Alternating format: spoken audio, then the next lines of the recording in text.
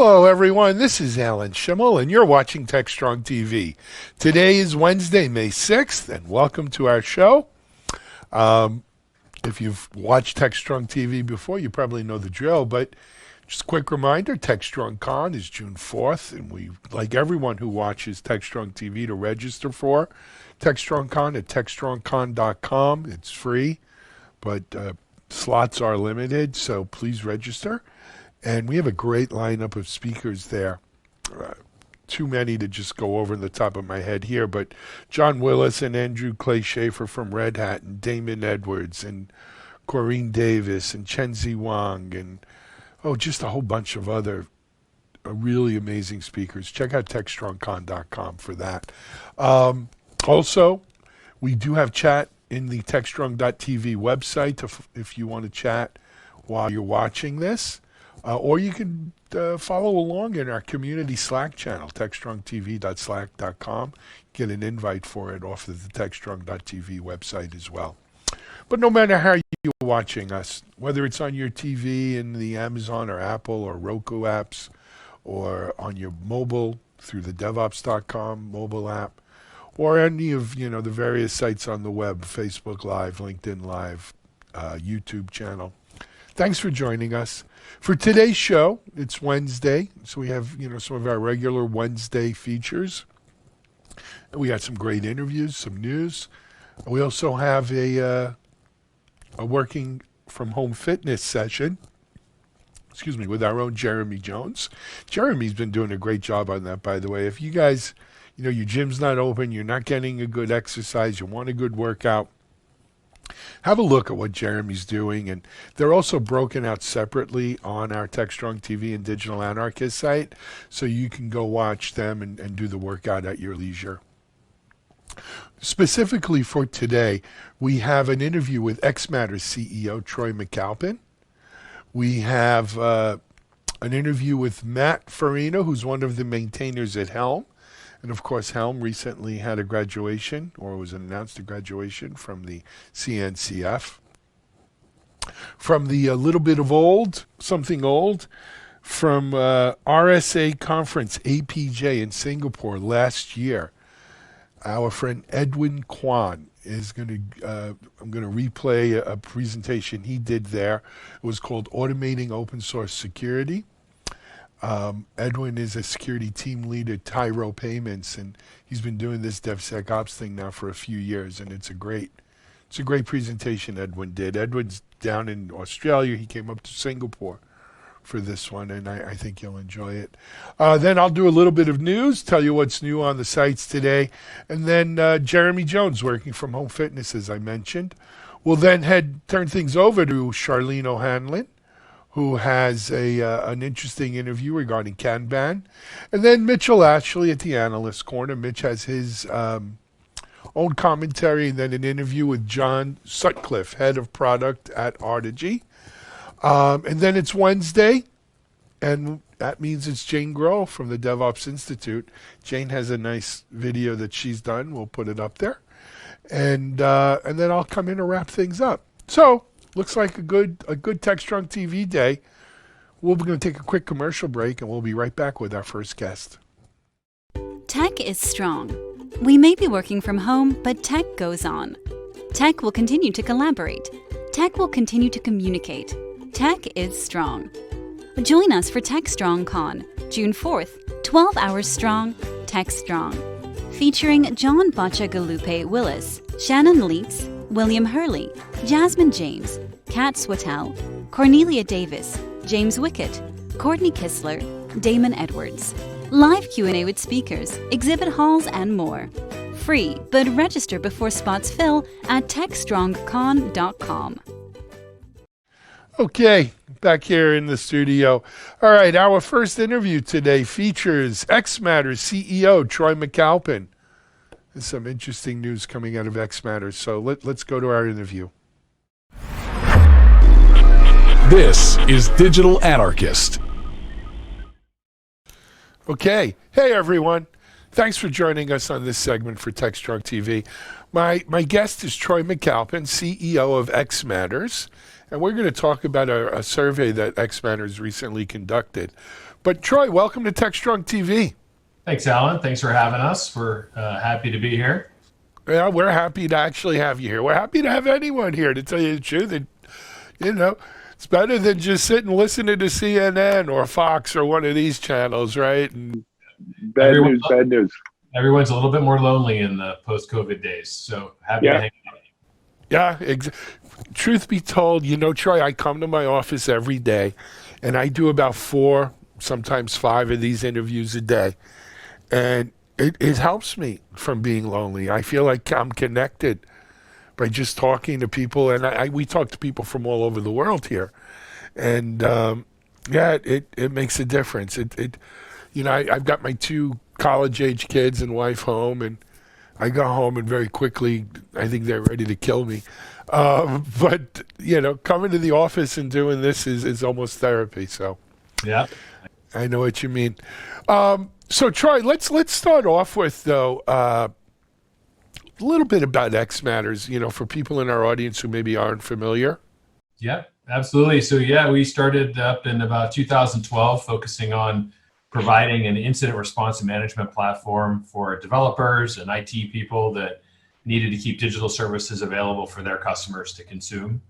And we're really proud of our customers and proud of what we can provide and help them with, because we hear a lot about the heroics that we're seeing in our day-to-day lives these days over the last 90 days.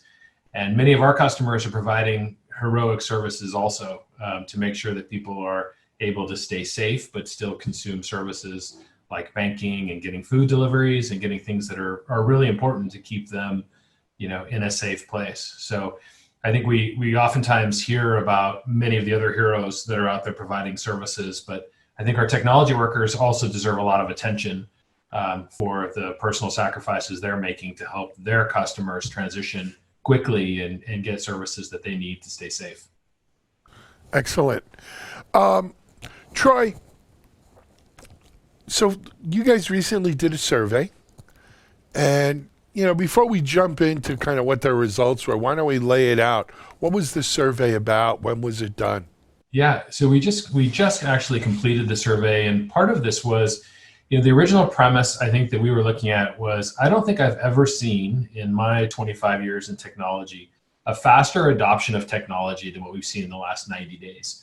So for enterprises that were providing digital services, or maybe were born in the cloud, they've been able to scale pretty well with what they've seen from a demand perspective over the course of the last 90 days. But some of the traditional bricks and mortar companies that had maybe digital service or digital transformation projects that were 3 years in the making or 5 years in the making, they pretty much had to get them done in 60 or 90 days if they wanted to stay relevant and keep providing services. And on the consumer side, the adoption of technology has been incredibly rapid. So we're talking over Zoom. That's a great example of digital transformation that happened really quickly. My kids, are experts on Zoom, are now teaching me how to use it.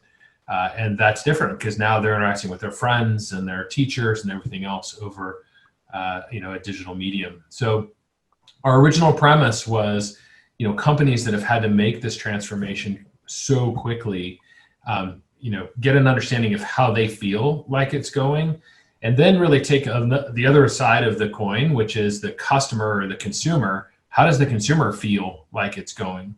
To see if it was in alignment, that both sides thought it was going great, or if perhaps our expectations are a little out of whack. Absolutely. We've seen it, Troy, and I see it in my own business here, as well as in, companies that we're talking to all the time, and companies that those companies are talking to.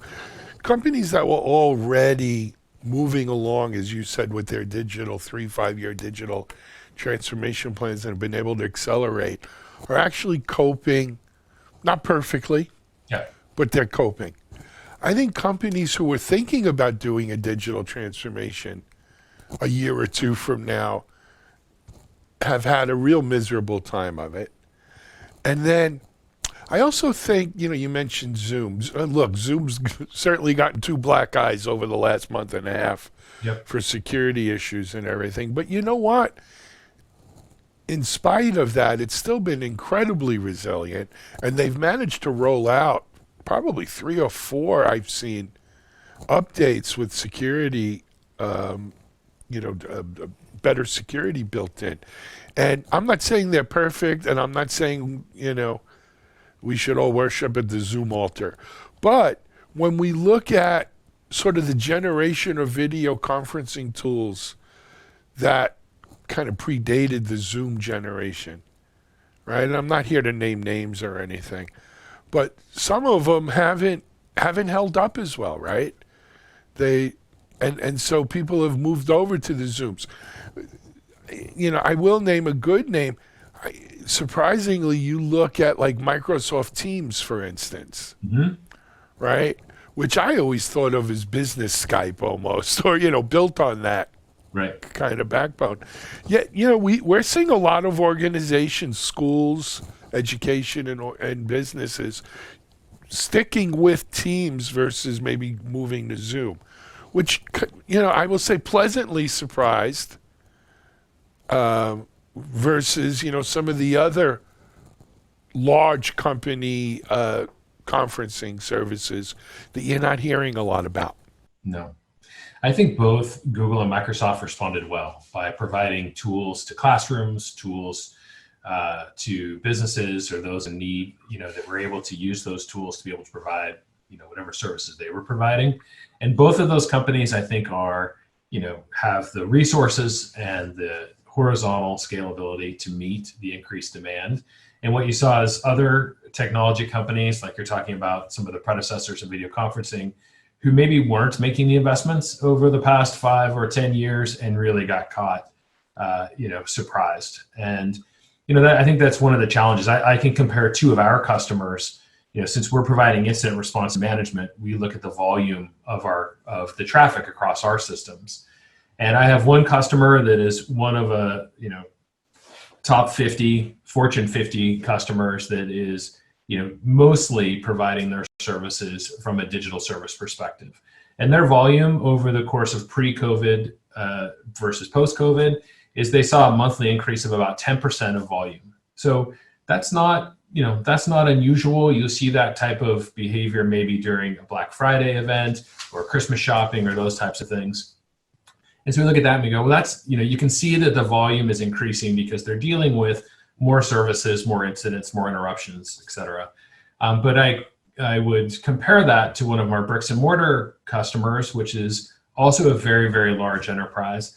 And their volume is up 10 times, tenfold what it was pre-COVID and post-COVID, which to me says they're flying around trying to address issues as fast as they can, but they're being overwhelmed, frankly, with interruptions and incidents that they're trying to manage. And so it just tells you a little bit of, if you've prepared for your digital infrastructure to go and expand, you're probably in better shape. It doesn't mean that they're any less heroic or any less great. I think we're seeing is IT personnel are uber heroic in keeping these services running. But I do think at some point you have to pay the piper. And so it does catch up with you. And I think, that's kind of where we were going from the survey perspective to see, like, are we at a sustainable pace, and are consumers happy with what they're getting? Or is it we're starting to settle into a new norm and people are going to start getting tired? Consumers are going to start getting a little more selective on the service because they've calmed down also, and they're, kind of figuring out their new norm and figuring out, like, well, wait a second, I actually still expect a great service, from whatever I'm buying or consuming. So I'm going to be selective. And I think that's kind of what we're seeing starting to sit in. The panic is sort of subsiding, and people are going, I actually want to use a good service or a great service. Agreed. So let's jump into the survey. I mean, we've been kind of pecking around here and hitting a lot of the things in your survey, but why don't we jump right into the survey? And, we've had a few interviews done with recent surveys. And the way I've been asking people to explain it, Troy, is let's lay down the premise of the survey, which I think we might have done already. But then give me like the 3 to 5 highlights or shockers to you, I mean, we don't want the Captain Obvious stuff, right? Well, I think the premise was that, consumers who may have been using digital services lightly or in combination with bricks and mortar were forced to adopt quickly. And that means, everything from ordering, maybe I used to get my pet food at the store, but even though pets.com was cool 20 years ago, I still didn't make the transition, but now I'm a Chewy customer and I'm doing everything online. Or, my groceries are being delivered, or I'm using Grubhub for supporting my local restaurant, but I'm not in a position to actually go to my local restaurant. So I think that ultimately the forced adoption of these services is good in that, we've all adopted them. We're now used to using them. I don't think that that's going to go away. I think that we'll, even 2 years, 3 years, 4 years, 5 years down the road, one of the positives of this COVID situation is that we've been forced to adopt and to experiment with technologies that maybe we weren't comfortable with before. And so as we're consuming those, we have to make sure that the companies that are providing them are in a sustainable place of providing a great service, using our Zoom comparison, otherwise you lose business. And then to make sure that they have a fair view of what the customer believes. Because, we all go to work every day, I think, thinking we're going to do a good job. We think we're going to come in and work well for our customers. I think very few people go, I'm going to go in and just do an awful job today. However, I think it's really good to make sure that our view of reality matches our customers' view of reality. And so that was kind of the overall premise, was digital services on the rise. We need to make sure they're always available. Let's make sure that our IT and developer perception of what's going on matches their customers' perception. And so we talked to 300 consumers and we talked to 300 IT professionals from large enterprises. And we went through to try and figure out, are your expectations in line or do we have a gap? It's a little bit like, I was thinking about, if you asked, my wife and I have been married for over 20 years. And so if you asked me, I'd be like, oh, I'm a great husband. I'm doing a great job. If you asked my wife, you might find different answers to the survey questions. You might. You might. Yeah. And so, that's kind of what we found. What we found was that, consumers are adopting the services really, really quickly. The increased amount of usage we found 90% of the responses said that they were adopting new services and new applications that they weren't using before. And so that's, if you were to break that down, that's not surprising. Staggering, though. It's not surprising that they're using some new, but 90% is, that's beyond supermajority. That's just about everyone. Just about everyone. 9 out of 10 dentists, right? Right. And so and I should always start these things with, we are giving you the statistics that we found in our survey. But of course, that 80% of statistics are made up. So, but yeah, I won't include those in our discussion. So that was the big thing, is that so many consumers were rapidly adopting the services. And that's why, I was kind of shocked. I've been doing this for a long time. I've never seen an adoption wave happen so fast.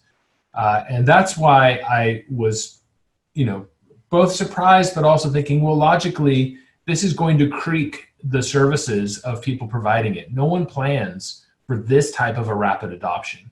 And so it's going to hurt at some point, in some place, if we're not scaling our services. So that was one surprise. The other surprise was that 8 out of 10, 4 out of 5, it was 82% of the consumers said that they plan to keep using the services even when the shelter in place is lifted. So even when I'm allowed to go out and enjoy the sunshine or go back to the store or back to the mall or back to the restaurant that I love, they still plan to keep consuming those mobile services, which again, I think is a great thing for the consumer and for the company. It's a more efficient supply model. It's a way to interact quicker and more deeply with your customer. So we know that that's a good thing. But I think for companies that are thinking, we just got to get through the next 30 days, and then this is going to go away and it'll go back to normal, I think that they're going to be surprised that this is an elongated new normal for them. And so if they are putting things together with baling wire and duct tape, it's going to hurt. I hear you. Just a comment on that. Yeah. I'll tell you our own experience here, Troy, is we have an office here in South Florida, and 80% of our employees used to come to our office every day. Now it's just me and our video guy. But We had a meeting last Friday, our Friday staff meeting, talking about, maybe sometime in June, if we want to start returning to the office. And I got to tell you the truth. Out of 16 or 18 of us, well, there's 18 of us, but 2 are already here. So 16. There's really only 2 people who want to come back to the office. And I'm telling you, as the CEO, we're not losing anything. Right? There's no reason someone has to be here to do social media or to edit files or to moderate a webinar or, some of the various things that people on my team do. And, they don't have to be here to be working on a computer with graphics and email. So I'm thinking to myself, how do I get out of I still have 3.5 years on this lease. What do I, either that or I turn this space into something else. We could talk offline. But, I think that's going to be the norm. I also think that these digital things that we're adopting, right? Zoom for communication and the Instacarts for groceries and the, all the kinds of stuff we're doing, telemedicine. Yeah. I think they're succeeding, number one, because they're scalable and convenient in this, situation. But regardless of the situation, they're scalable and convenient. And it's hard to argue with scalable and convenient. And so, I don't think they go back. And I think what I do think is there are a bunch of companies that, when you look at the crossing the chasm, right, and you have your early adopters, then you got mainstream, but mainstream split into 2 kind of camps, the early mainstream and then not the laggards, but the later adopters in mainstream. Those later adopters in mainstream can't wait for some normal so that they can become bigger adopters of transformation and this kind of, digital service, because they're not going to survive long term without it. So they may have to figure out a way to do it kind of midstream here, because you're not going to get, normal, like, the bells were going to ring and all of that. So interesting. I'm sorry, I derailed you there. What else? Not at all. I think you're exactly right. I think the cat is out of the bag in many respects. My commute into my office is an hour each way, and that hour can be spent doing different things. And absolutely, we all experience that. And we're very fortunate. I think all of us in today. I was reading a journal entry that my great grandfather wrote in 1918. He was a Army doctor during the 1918 flu outbreak, and I was reading his journal entry and thinking about how different this is for us. The fact that we can continue to work from home, shop from home, communicate from home, will have a profound impact on the number of lives saved compared to what they were dealing with in 1918. And so we are very fortunate. You know what, Troy, don't even get me started. People walking around with their AK-47s protesting that they're forced to sit in their house, get their groceries delivered and watch Netflix, are bitching and moaning about their freedom. In the meantime, I just saw the estimates for the death toll, right, go from about 67 to 80. Now they're back to projecting over 200,000, and they're projecting 200,000 people being infected a day. But let's rush to open things up. I didn't want to go there. Go back to your survey, please. This is a very human crisis. It's not. We're trying to understand it through data, but there's still, of course, and there should be a very human, involved response as we're looking at these different things. Yeah. And I think that kind of relates to the other side of our survey. We talked to the consumers that said, we're adopting more and more services. We're going to rely on them forever, probably. And so we wanted to look at the developer and IT side to say, how are you guys holding up? And is this going as well as you thought it was going to go? And so back to the surprises or the responses, again, 9 out of 10, so 88% of IT professionals said, we know that our services are being consumed at a dramatically higher level or new adoption rate than before. So it almost matches exactly what the customer said. So that's good. They at least know that. Yeah. But related, 87% of those respondents said their personal work-life balance is totally upside down. So while they may be rushing home and working from home and getting that 1 hour commute back that I was talking about, they're working longer. Heroics to make this transition happen and for it to look like it's seamless. And that can't last. No, that's not sustainable. And that's something, again, taking it back to our own company. So I worked from home for about 14, 15 years prior to starting Media Ops 5-6 years ago. And when I started Media Ops, I said, I had enough working from home. I want to have an office again. Everyone I speak to working from home are working longer hours and harder than they were. And so there's lessons you learn. I learned when I worked from home. Every morning, I still got up as if I was going to an office. I took a shower. I got dressed like I was going to an office. And I worked from 9 to 5 or whatever my hours were. But you know what, Troy? When my hours were over, I shut the damn computer down. And I had specific hours that I would do email, even after hours. I'd say, all right, I can't go the whole night without looking at email. I just can't do it. Right. But let's be real. I'm going to do email from 8 to 9 or 9 to 9:30, and that's it. There has to be an on and an off, right? And I think people who don't have that discipline wind up burning out. And we're going to see burnout, right? The same way we've seen burnout in IT, from working in offices. We'll see it from people working at home who just can't shut off, and that's a problem. That's right. Yeah, I agree with that. I think the most of the people that responded, so 75%, 3 out of 4 of them, felt like they had the tools they needed to provide the service that they were supposed to be providing.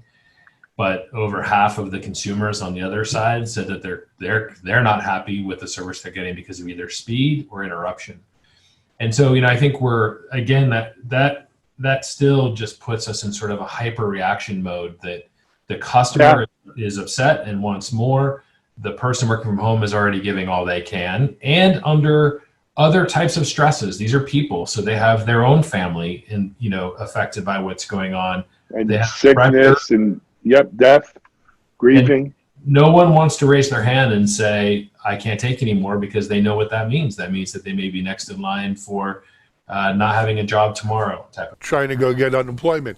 So here's part of the issue, though, too. Mm-hmm. We live in a society where people bitch that their internet at 35,000 feet on the plane isn't fast enough to stream Netflix. Right? And I'm one of them, so I'm not saying I'm perfect. That's me. When my internet doesn't work, or back in the days when I did fly on planes, I'd get really upset. It's the same thing now. We have a culture of I want it now, and I want it to work. And look, with everyone on Zoom, with everyone on net, I was watching Netflix last night. It went down for 3 minutes. I was on chat with their support. What the heck's going on here? And I rebooted my Apple TV device and it worked, and I felt foolish for giving the Netflix tech a hard time. But I'm not alone. This is our culture, right? And I think people need to realize really what kind of strain our IT infrastructure is working under right now. It is it's a strain. Anyway, Troy, before we started, I said, it's 20 minutes. It goes really quick. Yeah, we're coming up on like 23, 24 minutes here. So we need to end this one. But maybe we can go on. We could talk in a couple of weeks. We'll have you back on, Troy. That sounds great. Yeah, thanks, Alan. Appreciate it. All righty. Troy McAlpin, CEO of X Matters, on a recent survey they did. Interesting stuff here on TechStrong TV. We'll be right back with our next guest.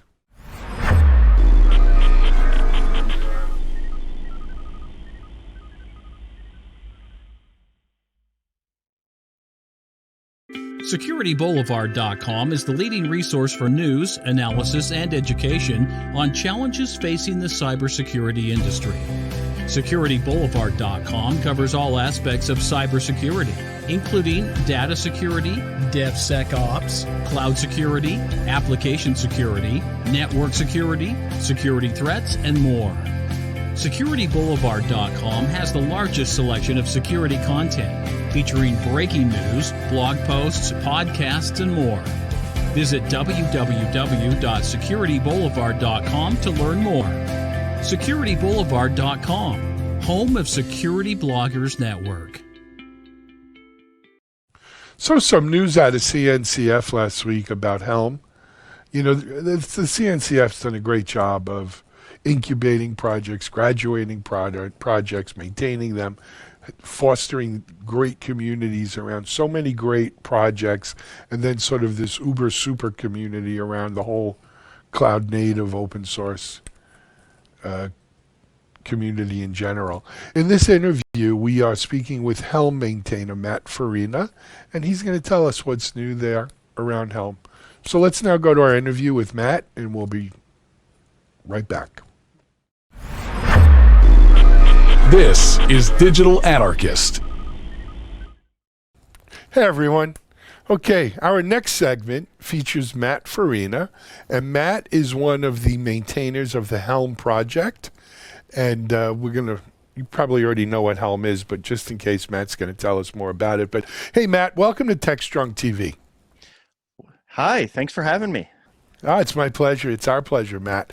So, Matt, let's jump right in with, I think most of our audience knows Helm, but there might be some who either have never heard of Helm or think they know what Helm is, but are not sure. So why don't we first kind of lay that down? What's Helm? Certainly. Helm is a package manager for Kubernetes. And so it's kind of like apt, yum, chocolatey, homebrew if you're a Mac user.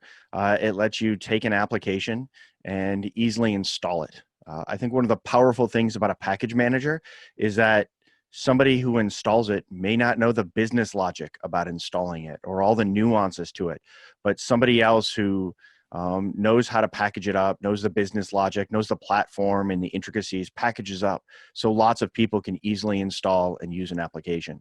It's like when I'm running something on Debian, I don't figure out how to run Postgres or MySQL on there. I'll apt-get install it most of the time. And that's the same thing you can do with Helm. And so people use it in the broad sense for things on the internet, but they also use it inside of their own organizations to package up these complicated Kubernetes manifests and use them in their internal workflows and their internal DevOps setups as well. Excellent. That's a great description of what Helm does, a packet manager, and what a packet manager is. Now, of course, Helm is a CNCF, it's actually Linux Foundation under the CNCF managed project. It's owned by the community, but managed and nurtured by CNCF. Yeah, so CNCF is a sub-foundation of the Linux Foundation for cloud-native projects. And Helm is one of the many projects in the CNCF. It actually came into the CNCF with Kubernetes. At the time, it was a sub-project of Kubernetes, but inside of Kubernetes, it just grew so large in terms of people and process and everything that it moved to be a sister project in the CNCF. It has been going through the paces of being one of the top-level CNCF projects. And it is a top-level project, right? And,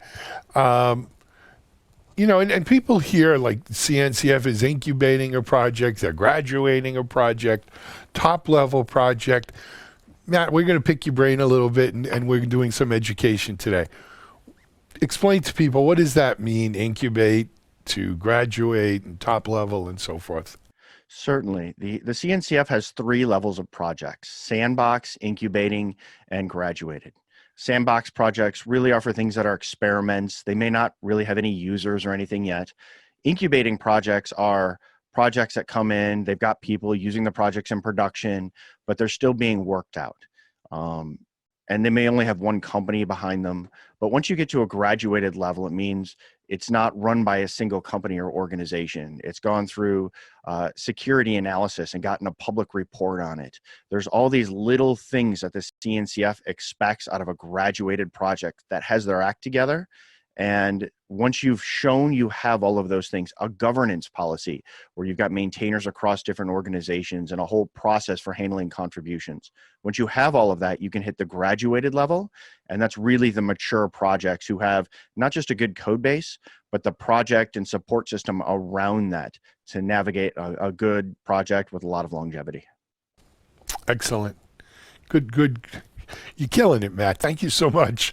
So last area I'm going to ask you to help educate our audience on a little bit. You are a project maintainer with Helm, correct? And, I think all of the CNCF projects have project maintainers, but it's not a CNCF exclusive kind of function or title. I think there are project maintainers for many, many open source projects. And, some people think it was voted one of the 10 sexiest jobs in America. Some people don't believe that. I'm just making that up. But talk to us, Matt. What's a project maintainer do? A project maintainer is the person who you've got a code base, and you can think of a code base maybe like a car, and you want to keep it as a well-running thing. And it's a car, or a plane you're building and working on in flight as people are flying and using it. And project maintainers are responsible for keeping it going, keeping it moving. And so when people come in with issues and bug reports or questions, project maintainers are the ones who try to help make sure that those people are answered. In fact, on the Helm project, every week we have somebody who takes the job of just looking at the issue queue to see what comes in to help triage it, make sure it's a bug and it gets recorded that way, respond to people when they have questions.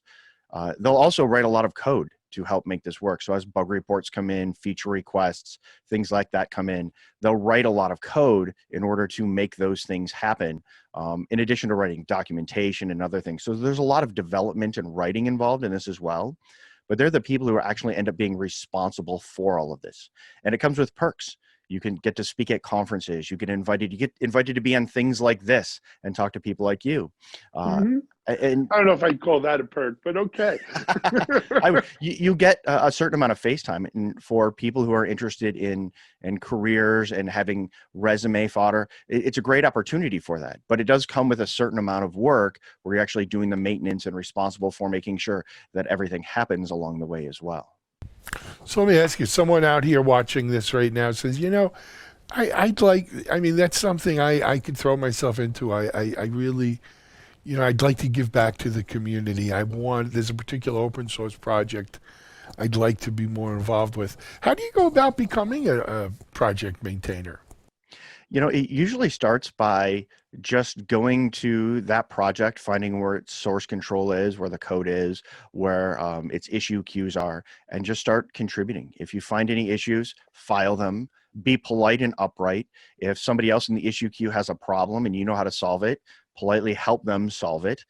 If you see code ideas, go in and make the contributions. Sometimes that's adding documentation where it's missing. All these open source projects have room there.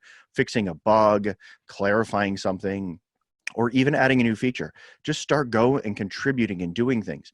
Because to be a maintainer isn't something they give you the hat and then you start doing. You start doing the activities that's expected of you. And then they say, you're doing it. We'll give you the extra keys to the little bit extra. We'll give you the hat that says, hey, you're a maintainer. But we actually look for things like somebody performing the actions and doing it well before you give them the maintainer hat usually. Excellent. All right. I promise enough education right now in terms of that kind of stuff. I want to focus in a little bit on Helm now. Matt, can you give our audience sort of what's new with Helm? What's happening? So last November, Helm version 3 was released. And this was a great step forward because, so on the Helm project, we sit down with our users, we listen to them, we try to understand what they need and where things are going.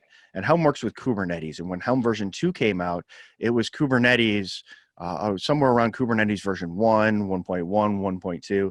Lots of things have changed in Kubernetes since then. And so Helm version 3 tried to take all of this into account. It was a major version with a lot of changes. And so we had version 3 come out. And then shortly thereafter, actually just recently, we actually decided to go through the process of formalizing graduation.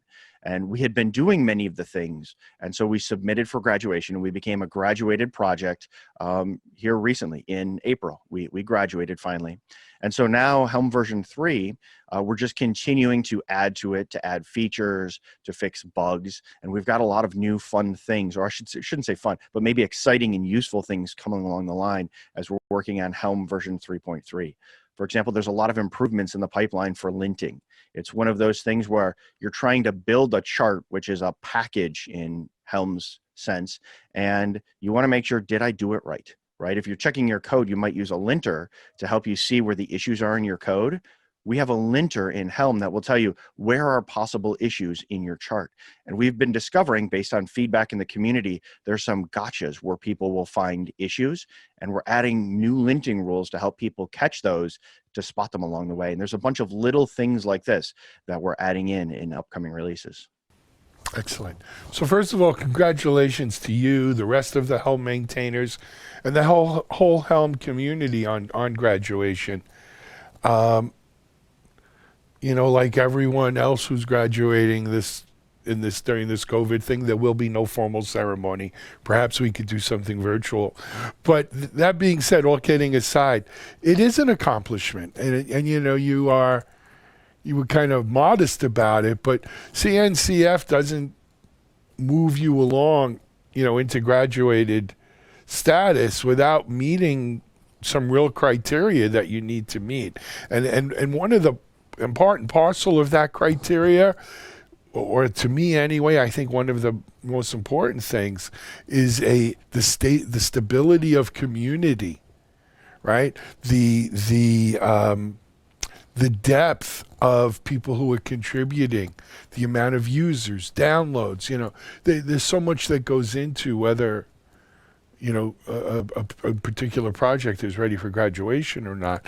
And so I think it reflects well on the whole Helm community, but I think it also, Matt, is a reflection on the whole cloud native community, right? Where how many of these projects now that maybe at one time were part of Kubernetes, right? Were part of the core Kubernetes that have been spun out into separate projects and what have you, have it, you know, achieved this kind of status.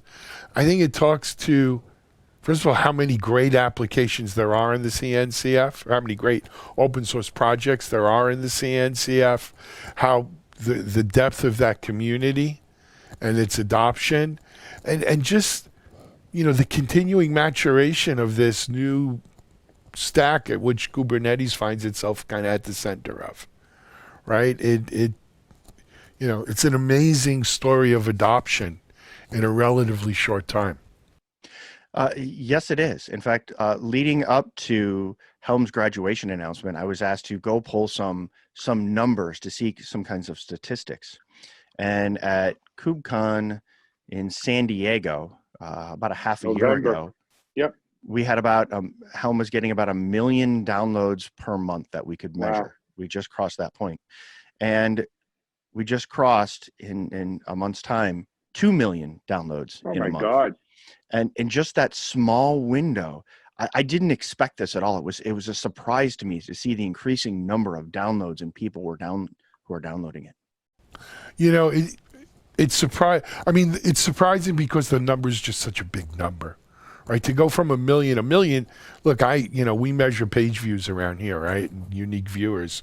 So I know what it's like to go from 1 million to 2 million, or 500,000 to 1 million. 2 million or 4. It's not the kind of thing that generally happens in 6 months, right? And it's a big number. Think about that, 2 million downloads a month. Is that a month? In a month's time, yeah. Yeah, in a month. That's a lot of friggin' downloads, man. That's incredible.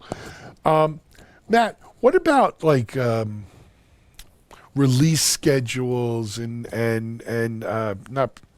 I'm drawing a blank. Forgive my senior moment. You know, the road. You know, what new features are going to come out and stuff like that. Yes. So the way Helm works is major releases are very rarely, because we use semantic versioning, and we understand stability is a big thing. If we started breaking stability regular, a couple times a year, having breaking changes, that's going to screw up DevOps pipelines and give people a lot of extra work. And we know people are interested in their applications, their own business logic. They want tools like Helm to pretty much be boring and stable. And so we spend most of our time on patch releases, bug fix releases, and minor releases with features. And for every minor release, we'll usually have 2 or 3 patch releases that come out with bug fixes that are just cherry picked on to those release branches. We're really conservative with what comes out in those patch releases. And then for feature releases, we're usually just planning the next one and maybe the one after that out, because we're listening to the community and the current needs, and those will change. And so 3.3 is the version we're working on right now. And linting is one of the big things that we're seeing is a need of helping people figure out where some things could go wrong in their charts. For example, lots of people were using Kubernetes. In Kubernetes 1.16, there's the Workloads API. Some beta versions of that went away. Well, lots of people were still using those. And so when they try to now upgrade those charts, they're running into problems. So we're working on linting features to help tell people, hey, you might run into this problem. And it's not a Helm problem, but we're catching a process problem along the way to try to help them with those issues. And so right now we're working on some things like this to just refinements in the process of building and testing charts. Excellent. So 2 million downloads a month. Matt, how many people do you think have contributed code to Helm, though? I don't know. It was in the press release at some point. It's thousands. It's thousands of people who've contributed to Helm. I know that across, we have some different sub-projects and things like that. If you go across all the sub-projects and everything, I think the number was like 15 or 16,000 have contributed. This was the numbers in the press release. I didn't actually do that analysis. I know for the Helm, the core thing, it's hundreds and hundreds of people have contributed to that, maybe 1,000. But I haven't actually looked at the numbers across our different versions. Excellent.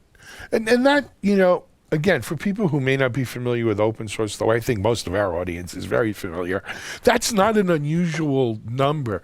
I mean, I was involved in open source 20 plus years ago. And, you know, over the time I was involved, the numbers back then were, look, in most big projects, the amount of people who contributed more than whatever it was, 20 lines of code, 100 lines of code, were really, you could count on your fingers and toes, right? And then maybe the amount of people who actually contributed any code probably represented less than 2% of your users.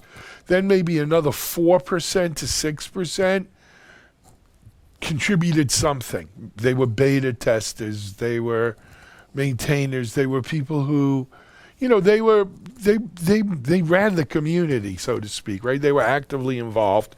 And then 96, 93, you know, 92% of the people, they consumed, right? But nevertheless, part of the community. And I don't know if that's fundamentally changed in the 20 years that I've been involved in open source. I think in any way, if it would have changed, the silent majority may have actually grown to be a higher percentage. Really? Because instead of getting vendor software, licensed software, they may just go consume the open source software and not contribute back. And so if anything, I think it's a smaller percentage of people are active in the everyday part of open source. That makes sense. So Matt, I'm sorry, how long have you been a maintainer with Helm?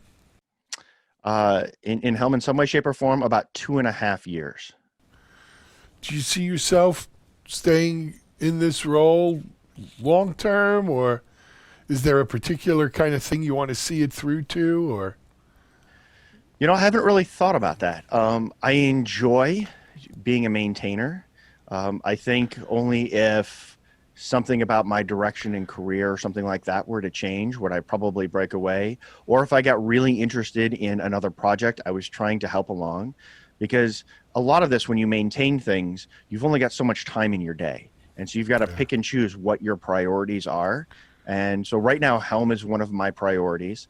And unless something else came along to really take that away, because I was interested in something else, I'll probably keep doing it for quite a while. Excellent. I've got one more question for you, and you have to in these days kind of ask it.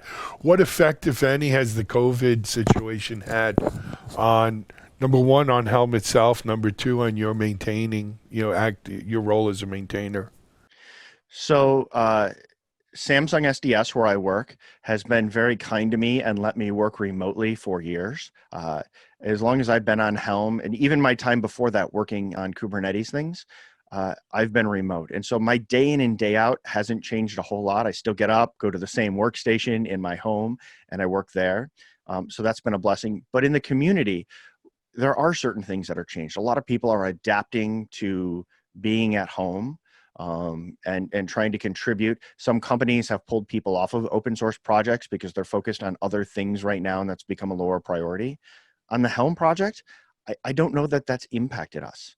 Our download numbers and statistics haven't really been impacted by it as far as we can tell. And our regular contributors, many of them already worked remote. You talked about that core group that writes a lot of the code and is heavily involved. On Helm, a whole bunch of those people have been working remote for years.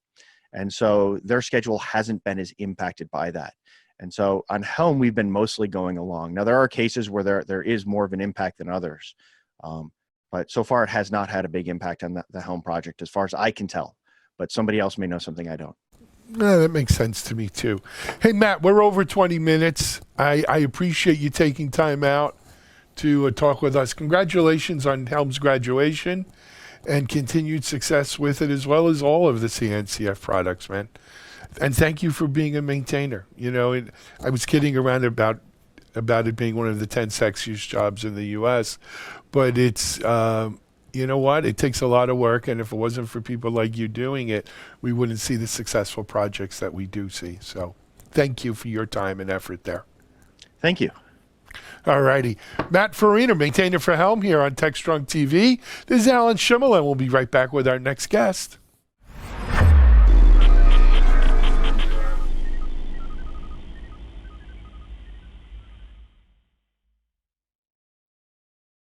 ContainerJournal.com is the leading online destination for centralized computing-related content.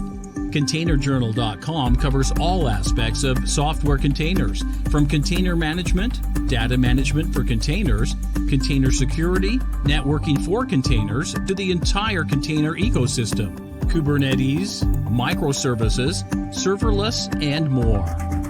ContainerJournal.com has the largest selection of container-related news, featuring breaking news, blog posts, podcasts, and more. Visit www.containerjournal.com to learn more. ContainerJournal.com is operated by MediaOps Inc., the team behind DevOps.com, Digital Anarchist, SecurityBoulevard.com, DevOps Connect, and DevOpsDozen.com. Alrighty, back here in the studio. So in our something new, something blue, something old segment today, I went back to Singapore, RSA DevSecOps Days from RSA APJ 2019. And this is a presentation by my friend Edwin Kwan. Edwin's a brilliant guy, security team lead at Tyro Payments down in Australia.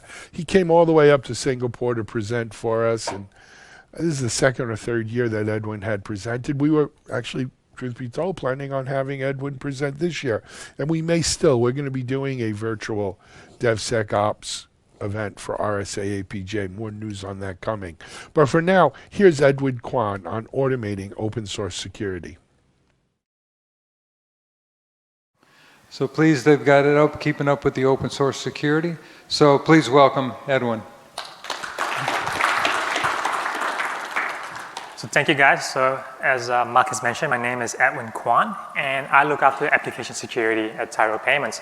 So today we've been talking a lot about open source.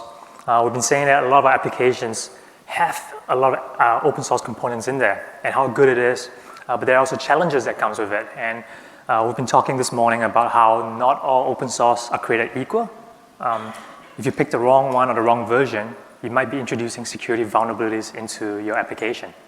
So for today's talk, I'm going to be talking about Tyro's journey, like how we dealt with open source security. There was someone that asked a question about, legacy applications. How do you deal with that? I'm going to go through and talk about how we did it and just share with you that. So I'm going to talk about why open source security matters. You've heard it a few times. I'll just reiterate about why this is so important. And I'm going to talk about when you approach this, why you should be using an automated developer-focused approach. I'll talk more about that, what that means. And then I'll dive into our journey itself, what we did, how was the response, and what we actually did in response to that. And I'll finish up with some of the challenges that we're facing today, so it's not perfect yet. And I'll talk about the next steps and what we like to do going forward to be better at this. So open source security matters. As you heard about, we've been saying it nonstop today. If most of you guys are starting on your DevSecOps journey, so if there's no sec in your DevSecOps, open source security should be one of the first things you do. And I'll talk about why. So we've gone through this. The next few slides, you might recognize them, but the data from there are taken from this report. So I'll just pick up the things that really stood out for me on why this is important. So the first one, as you heard, open source is everywhere. 146 billion Java downloads in 2018. And that's a 68% increase compared to the previous year. So that tells me that a lot more people are using open source components everywhere. And another thing that is said is 85% of your components that you ship are open source components in there.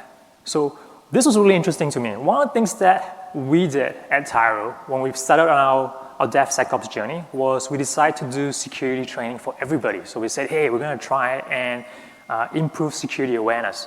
So we got all developers to do a OWASP top 10 training so they could identify, understand those vulnerabilities, those common ones, and know how to fix them. And then we kind of put stuff into our SDLC saying that, hey, you need to be doing a security code review, at this part of the process, do all this stuff. And when I read this, I was like, oh, I'm doing all this effort for 15% of all of the code they were shipping out, because 85%, we didn't write that. And then it made me wonder, for those 85%, those open source components, do the developers who are writing it have the same kind of awareness on security as what we've been trying to enforce for our guys? Do they have the same kind of process? How do they respond to vulnerabilities? Are they quick to respond to that? So that was just really interesting for that. And as you heard, out of that 146 billion that was downloaded, 10% of them were vulnerable. And what is that? That's a lot of components that were downloading last year that have vulnerabilities. And as Mark was saying, looking at the trend, it's going to be even more. So there's going to be even more stuff that we're downloading that's potentially vulnerable. So open source vulnerabilities are important, and they're out there. This is the other one that I said that really stood out to me, 51%. 51% of JavaScript components have vulnerabilities. I read somewhere in that report too that was saying that there were so many new JavaScript components that were being published every day that it kind of equated to about, I think, 112 components that were published by first-time authors every week. So we have new people publishing new stuff out there. And it makes you wonder, are those guys very security aware? Have they thought about this stuff? And we talked about that. Out of the 50% that had vulnerabilities, 1 in 3 had a high vulnerability. 1 in 10 had a critical vulnerability. And I shared with you guys earlier this morning that if you're creating a web application that's predominantly written in JavaScript, 97% of your application is open source. You are only writing 3%. So open source is really important. This is from a different survey. This is the DevSecOps community survey that was released, I think, early this year. It was like a survey that you and I all received, and we kind of gave our survey response from that. One of the findings in there was that there's been an increase in breaches that were attributed to open source components. 70% more components, 70% more breaches were attributed to open source. So it's out there. We're using it more. There are more vulnerabilities in there, and it's showing. We're getting more breaches in there.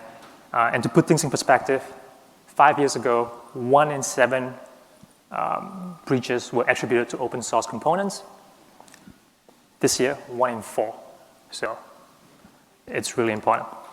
So next, I'm going to talk about about why we should be using an automated developer-focused approach. This is back to that survey that was sent out to the community.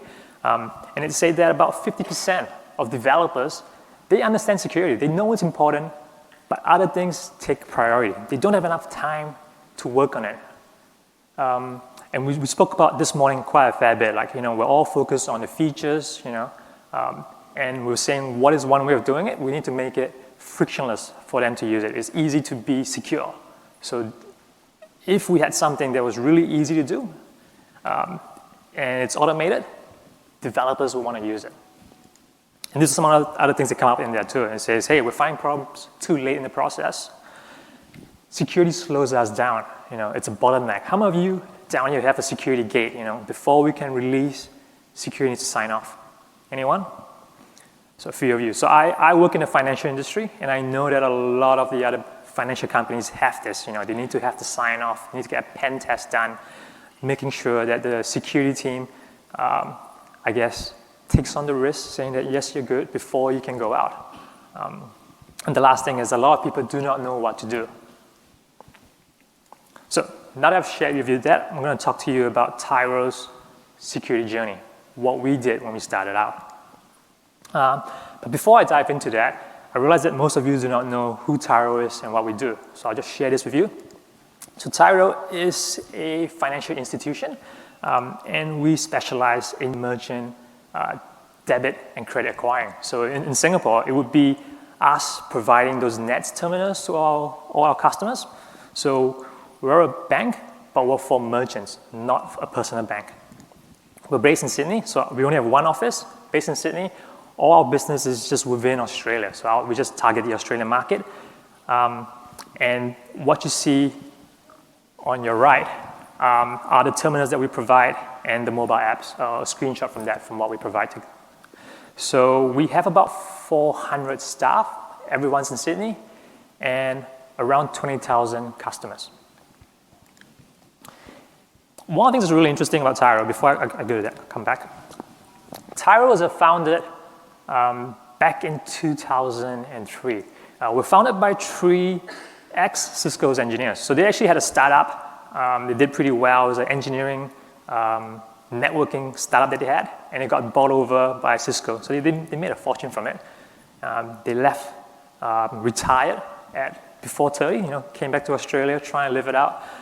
And then at that time, the Reserve Bank of Australia released a paper saying that, hey, in Australia, there's not a lot of competition in the payment space. So they had a call for competition saying that, hey, we're going to offer this limited banking license to anybody who's willing to come in and start a payment service. And those 3 guys were like, yep, let's do it. So they did that.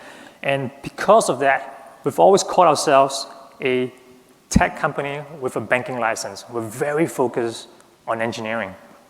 And that's why I like to talk a little bit about our engineering department. So we got around 140 engineers in there, and we're divided into 7 tribes. So each tribe is focused around a particular business that we do, and every tribe has about 4 to 6 delivery teams in there. All the teams are cross-functional, and every team, every tribe has a quality advocate. So they used to be what we call test engineers, but now they've become a quality advocate, and we've got a solutions architect in there. So that's kind of our general structure in there. The other thing that we do is we build all our applications using a microservices architecture. And today we have around 200 microservices running in production. And the last thing that's worth sharing is we do continuous release. That means every change that you make will kick off the build pipeline, and at the end of it, if everything passes, that would be automatically released. And when I say release, it doesn't go into production, that's deploy. So it's release, it means that it is a potential candidate to go into production. We've got 2 different deploy options. The first one's a weekly deploy. So you make all your changes, you got all these candidates that are potentially deploy ready. On deploy day, we'll get the latest one, and we'll deploy that to production. And the second option that we have is self-serve. It's basically automated, on-demand deploy. So the developers just push a button, and we deploy the latest version into production. So those are the two ways that we have for continuous deploy and release. So let's jump into this journey. So this journey started back in 2015. This is exactly the same time when we're trying to get our banking license.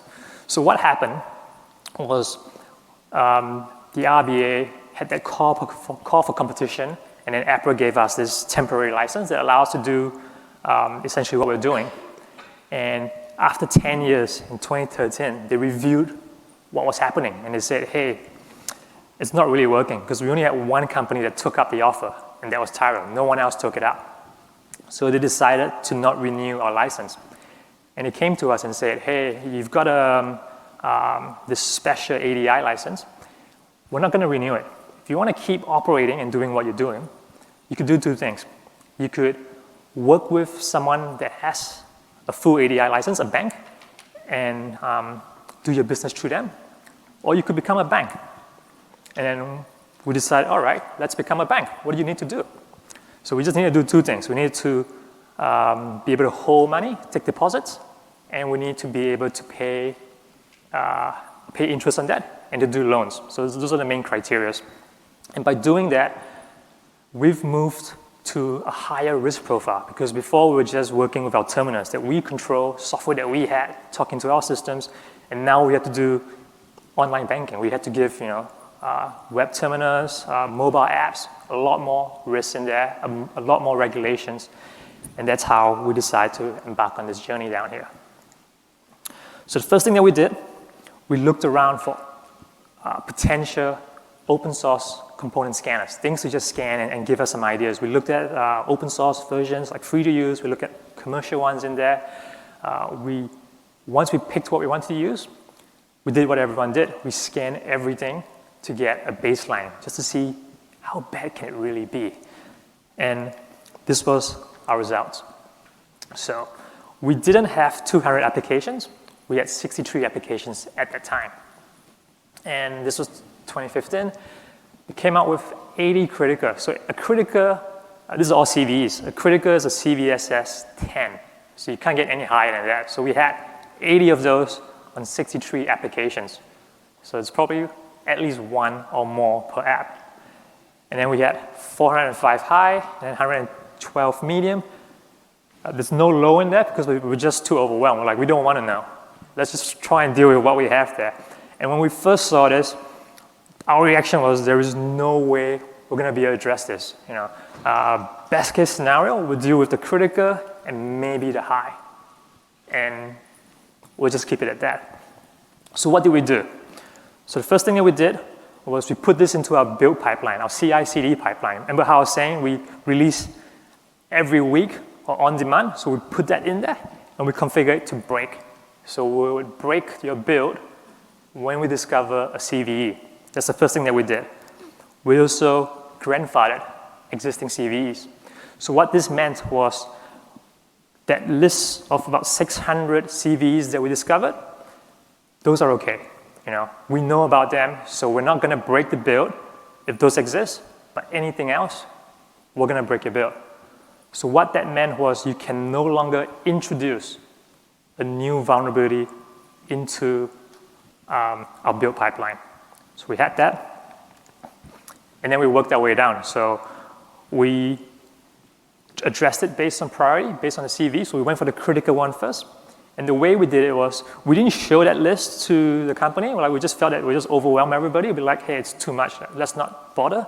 We just went with what was important. So we started with Critica. We created JIRAs for everybody. We assigned to the teams and say, hey, can you address this critical vulnerability on this application? And please fix it by so-and-so. And we gave them a little post-it note for their Kanban wall with a JIRA ticket. And we worked our way down. So we addressed all the critical. And after that, we went on to high and so forth. So it took a while, but that was where we went up to in about 2 years. So we were pretty stoked, actually. So what you saw in January was all the easy ones. So the easy ones that, you just bump the version, everything works, it passes, it's really good. It was from January 2016 to July 2017, that was the painful moment. That was the one where you had to talk to the product managers to try and allocate time to say, hey, can we give 5% of engineering effort to addressing CVEs? Can we do that? And we got buy-in because we're trying to get a banking license. And we worked our way down. So that was pretty happy. That was pretty good. But there was a challenge that we found. We found that CVEs kept popping up. This was particularly frustrating. So we configured the pipeline to break when there's any new CVs, so you can introduce them in there. So they were popping up on existing CVs, or existing components. So there's components that we were using, they were all good, had no issues, or we fixed it. And then somewhere along the way, someone in the community discovered something, raised a CV, and now we had an issue. And because we've configured it to break your build, people were not happy. It was particularly frustrating. It was frustrating for two reasons, I think. One is it was very disruptive. You're working on something, you're thinking of getting there as a deadline, and then the build breaks. And what's the worst thing? If you're a developer, and I was a developer myself, when you're making a change and you submit the changes in or you do a build, and it was green before, and now it's red, usually it's because something that you've done. It's like, oh, what did I do to break the build? For this case, they did nothing. It was a different component completely from what you're touching, and that just frustrated them. They're like, oh, why is it breaking? I didn't touch that code. So people were just really frustrated with that. And that's when we introduced what we call automated time-based waivers. It's to deal with that frustration that teams had. So the first thing that we did for that was we introduced SLAs. So what we said was that if a new CV has been discovered on an existing component, you've got that much time to fix it. So if it's critical, we just break it anyways. It means you got to stop tools, address it. This is completely different from what DJ was saying. We just break it. We just go, it's critical, go address. If it's high, you've got 4 weeks. So we do XP, and we've got a 2 weeks iteration. So we gave 4 weeks because if it happens during an iteration, you haven't planned for it. That's fine. Plan it in your next iteration. Hence, we gave 4 weeks for that. And then medium, we gave 3 months. We just picked that number out of the air. And then low, we just doubled that for that particular reason. And this is what we did. So the automatic waivers just work like this. We find a vulnerability and the discovery date. So the discovery date was when we first discovered it on our tools, not when it was first published. If that is less than an SLA, we'll pass. You're still good to go. You go green. You're happy with that. If not, we'll break. And the way we implemented this was we kind of had a wrapper around our software composition analysis tool. So whatever we were using, we had a wrapper around it. So when we did our scans, we didn't call the tool directly. We called this wrapper tool that we had. We wrote it in-house. And that wrapper tool, we made the call to this scanning tool. And that wrapper tool had a database that said, when did I first discover this component? And if I first discover it, I'll update the database with the timestamp. I'll go green. And then after that, once you pass that time, I'll break your build. So that's kind of how we did this automated time-based waiver. So this is one of the most important components to have if you have an automated time-based waiver, and that's the notification. You have to tell them about this issue. So there's multiple ways we did that. First was via email. So the moment that wrapper 2 discovered it, we'll give you green, and we'll send you an email to your team saying that, hey, we discovered this particular issue. This is the rating. This is the problem on this application, and you've got to this date to address it. Otherwise, it's going to break. The next thing that we did, we created dashboards. So where the developer sits, there's 2 large TV screens just above their pod. And they use that to display things that they care about. So they had things about, the service discovery, service monitoring stuff, what's happening. This is one of the things that we provided in there. And what's on there is, it has the name of the application, followed by how many days they have before the SLAs expire. The next thing, the Confluence page, updates automatically every day, showing a list of issues so that teams can kind of plan it. Hey, what should we address first? This is really good for the delivery managers who are not hands-on on the tools, and they can look at this and kind of have an idea. I'm planning my next iteration. What should I be putting in there? What's going to be a problem for me if I don't address in the next iteration? And we also have some Maven plugin to provide immediate feedback to the developers as they're building the apps. So they're doing the builds. You get the output in there saying, hey, the build's successful, but hey, 25 days, you need to address this issue. Otherwise, it's going to break. So multiple ways to notify them on that. And the next thing I want to talk about is security self-serve. So the reason why we have this is to allow teams to ask for more time. So when those SLA expires, if you needed more time, this is one of the ways you could do that. Many reasons why they want to do that. First one is business priorities. Hey, you know, we noticed in the SLA, but our CEO has promised this feature by this date, and we need to meet this target. Or we want to go in there for some sort of competitive advantage. That's why we need to get more time. The other one is we need more time to address this. Hey, this is a problem with Spring. We need to go to the newest version of Spring. It's not a trivial change. It's going to take a bit more effort. So those SLAs that we have in there, we're actively trying to address it, but we're not going to do it in 4 weeks. So that's another reason why that would be useful. And the last one is there's no fixed version. We only accept this if it is a really low vulnerability or it's not really applicable to their systems. So they would come to us and go, hey, there's an issue in this logging tool. We don't really use the functionality that's described in the description for the CV, but we want to still fix it. There's no fixed version yet. So that's another reason why we want to extend the SLA.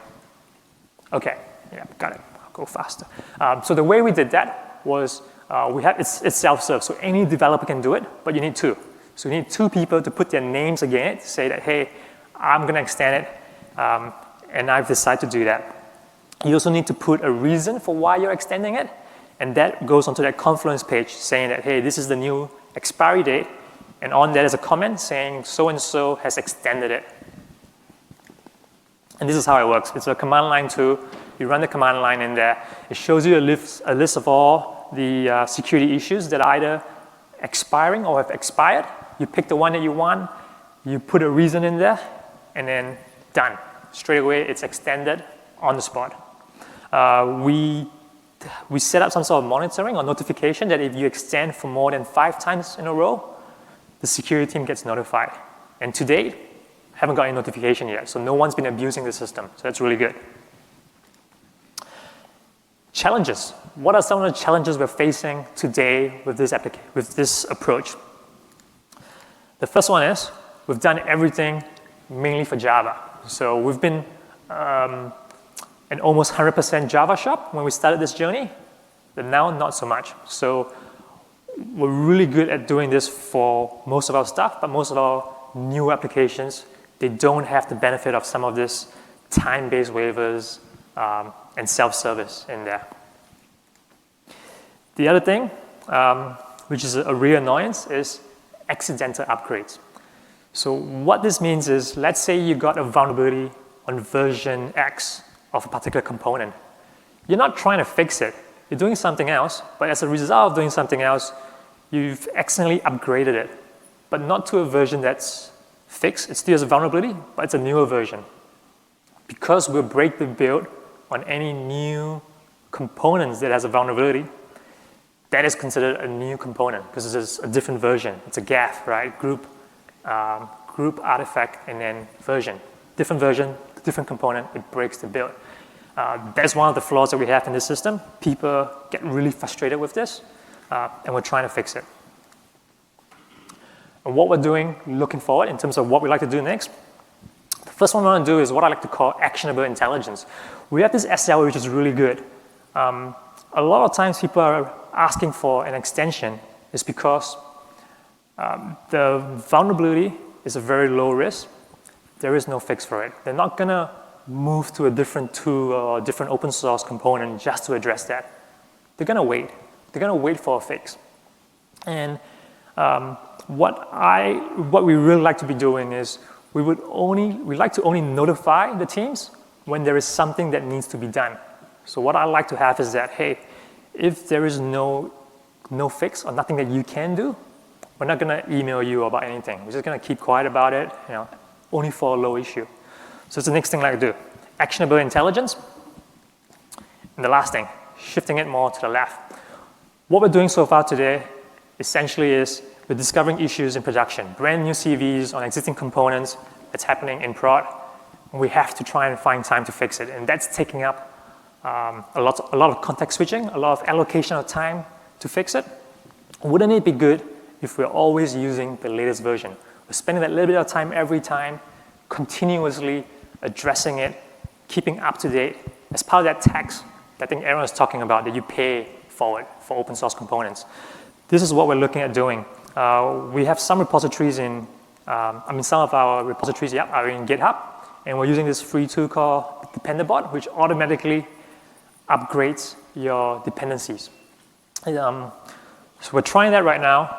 We have various levels of success. Some teams love it. Some teams absolutely hate it. And the difference between those two is some of the teams are already pretty up to date, and it's really easy to keep up to date. The teams that are not up to date are being overwhelmed with a lot of work to do because those upgrades are not passing. They're breaking upgrades, so they have to constantly address it. But that's what we like to do. We like to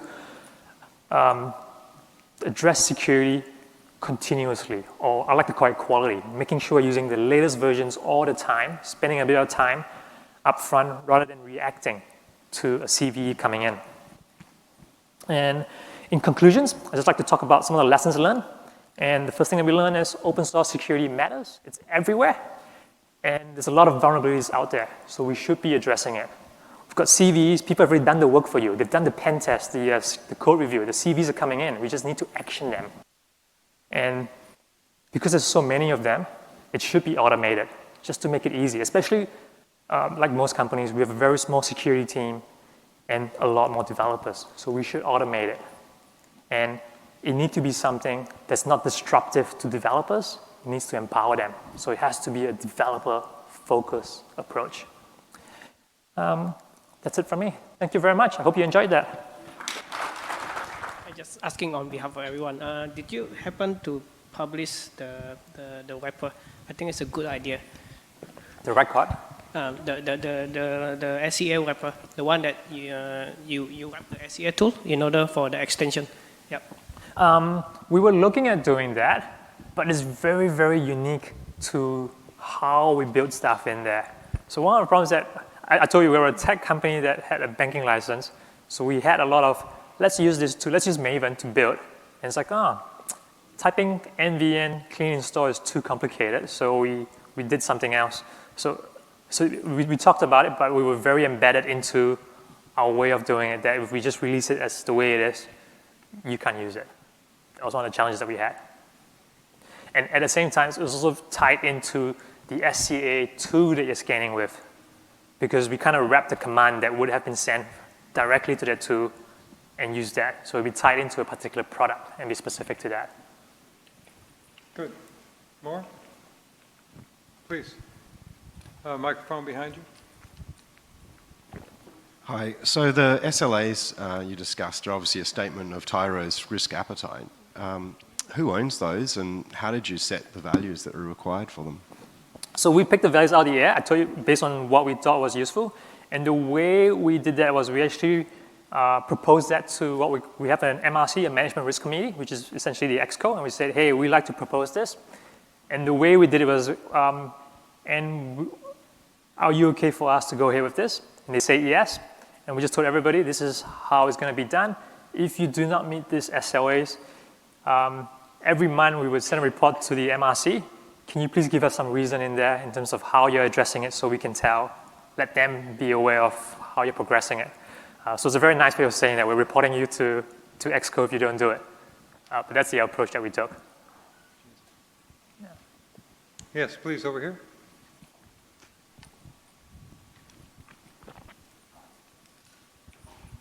You mentioned the GitHub feature that help you automatically upgrade your open source libraries.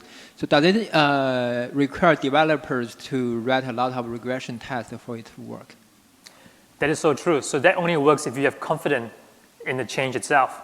And that's also another thing that's I guess clarify as to why some teams liked it and some teams don't. So the teams that wrote a lot of unit tests, they did TDD, they have a lot of confidence in it, they loved it. The ones who go, hey, it's passing, but I don't know, I want to load it somewhere and manually test it, those guys hated it, yeah. Okay.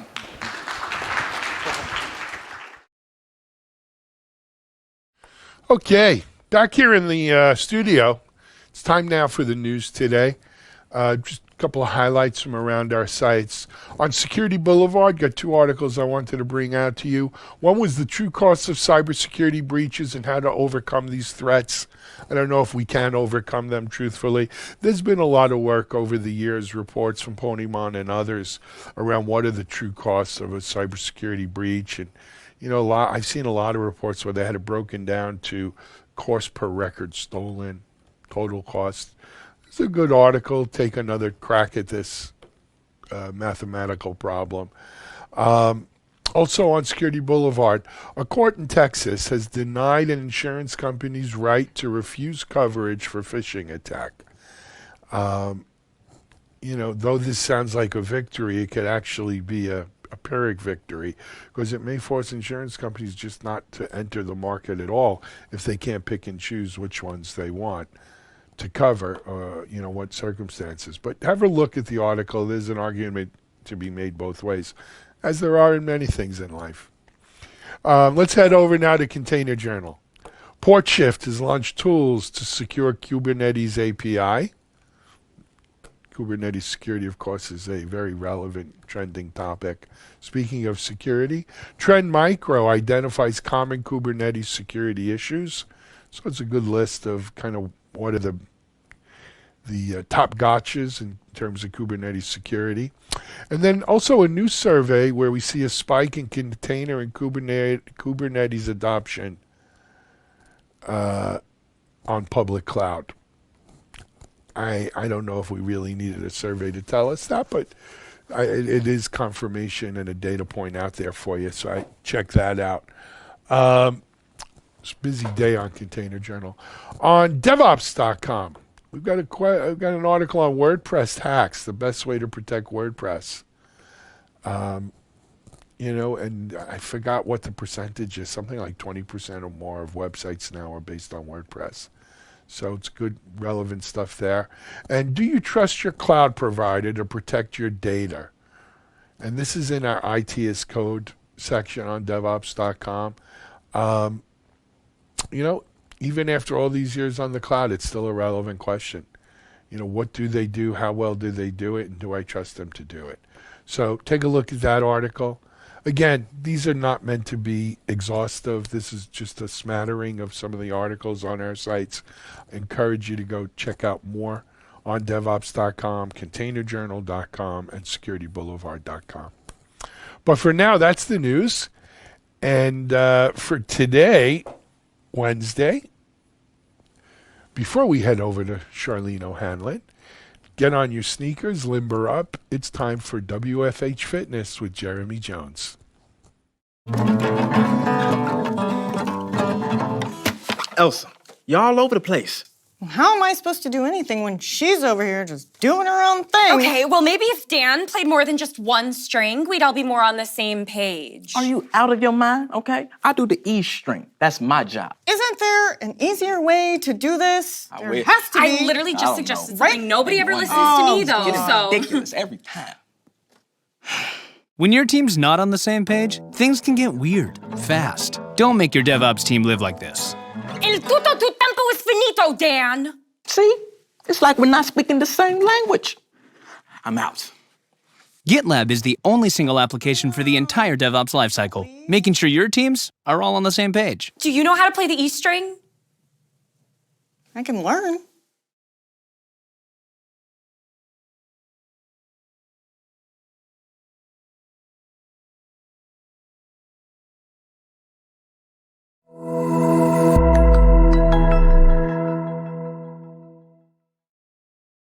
Hey guys, Jeremy here with Media Ops. We're here with another workout from home video. And if you missed any of the previous episodes, you can go back and watch them on TechStrong.tv. You can also find them on Roku, Amazon Fire, as well as Apple TV.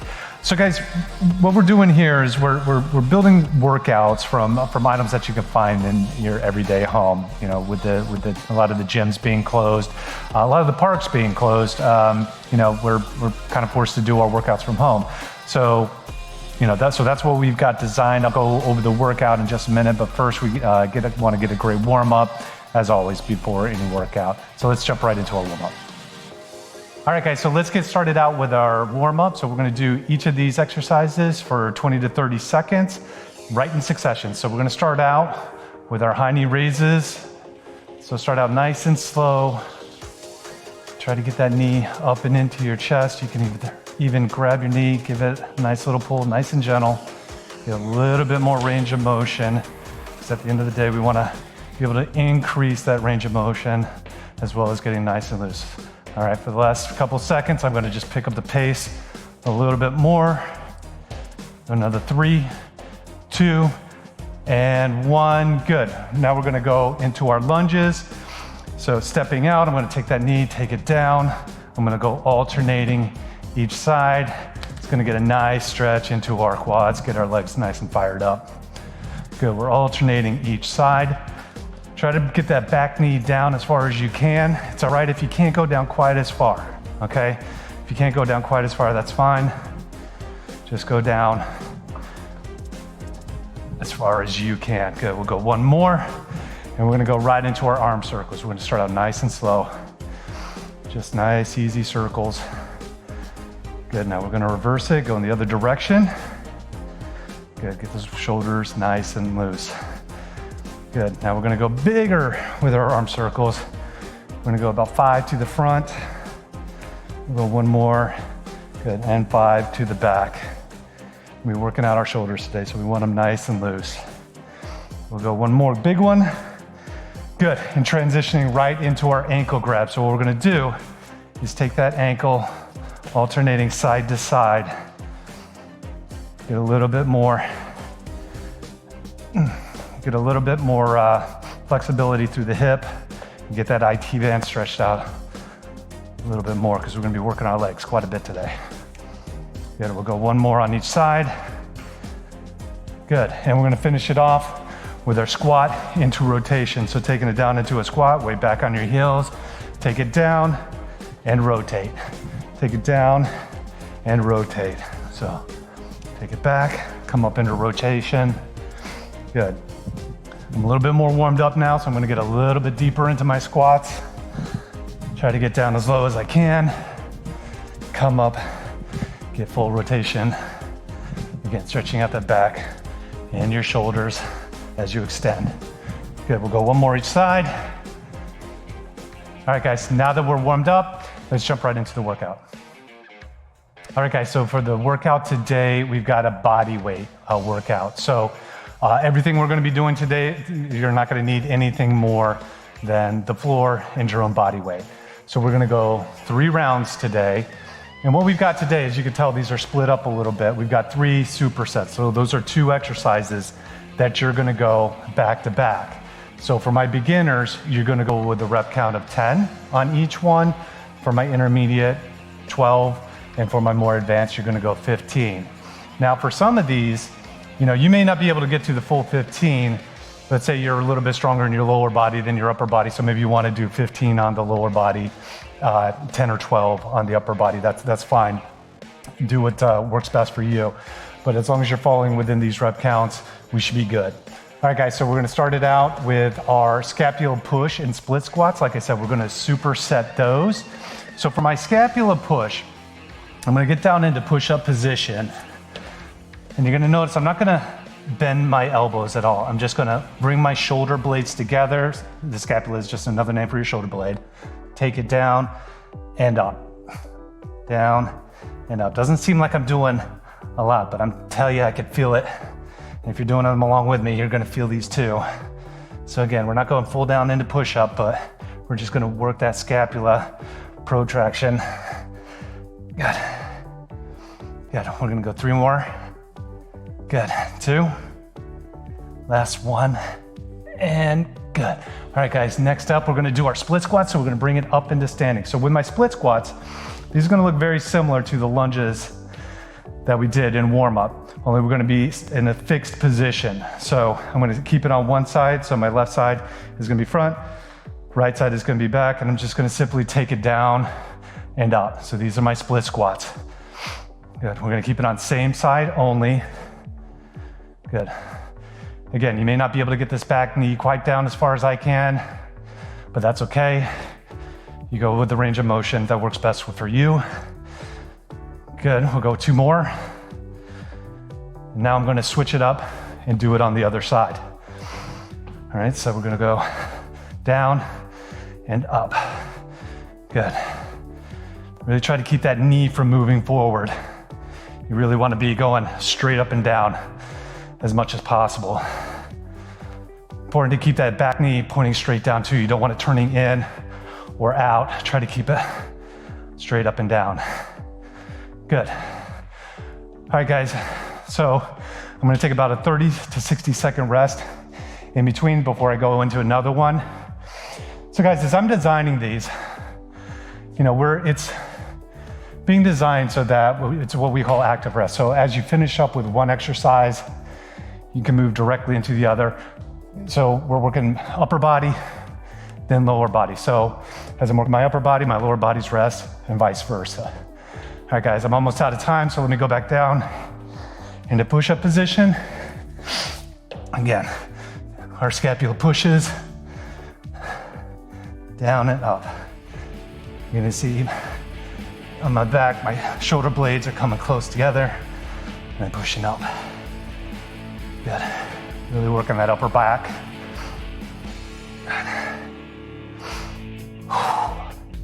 Very important to breathe, guys. Very important to breathe.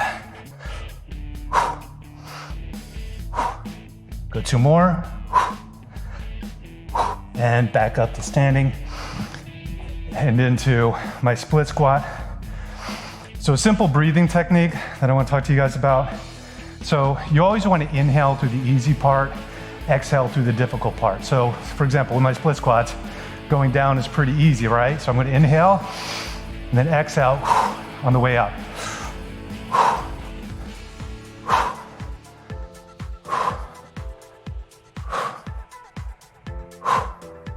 And that's going to do a couple things for me.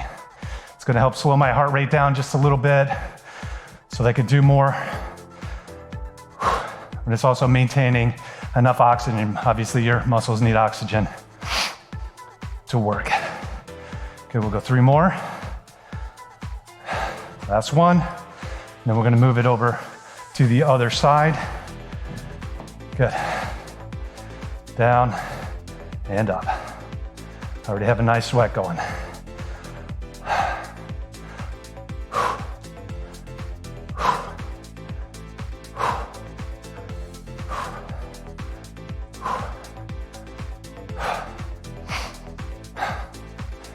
Two more, and good. All right, guys, that's our first superset. Now let's jump into our second one. I thought we were gonna cut. I was expecting you to go right in. Okay. No, we could jump right back in. Okay. Okay, guys, so that's round 1. With our first superset. I just went through 2 rounds, but remember, we're gonna go through 3. But we're gonna move on to our next one with our reverse snow angels. These are a fun one. So we're gonna take it down to the ground, laying on my stomach. I'm gonna bring my hands and my feet off the ground so my palms are facing down. And all I'm gonna do, bring my hands down to the side and up, down and up. Good, this is gonna work my lower back as well as my upper back and shoulders. Good. Remember, rep count, 10 for my beginners, 12 for my intermediate. For my more advanced, you're going 15. Good, we got 1 more, and good. All right, guys, next up, we're gonna do our one-legged bridge. So let me turn around this way. So my left foot, gonna be planted straight on, flat on the ground. Right foot is going into the air. My hands by my side, balancing myself out, and I'm just gonna lift and extend. Lift and extend. Good. I'm gonna go 10 on one side. One more. Good. 10 on the other side. Now this is more for your glutes and your hamstrings. Good. We got 5 more to go. 2 and 1. Good. Another 30 to 60 seconds of rest. Then we'll jump back and do another one. So again, we're doing our upper body for the first exercise and the lower body for the second exercise. So there's a little bit of I don't know what the word, a little bit of something with this. We can edit that out, right? Okay, good. Good. All right, guys, 30 seconds is almost up. So let's go back in, do our second set of snow angels. Again, extending off the ground, contracting my lower back, and taking those arms down to my side and back up.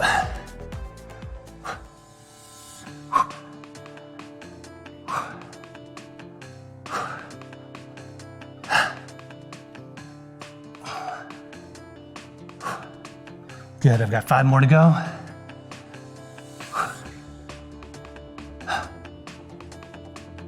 Last 2. And 1. Good. Really feeling that in my shoulders. All right, now we're back over onto our back. Again, left foot is planted. Right foot goes up into the air and extend. Good.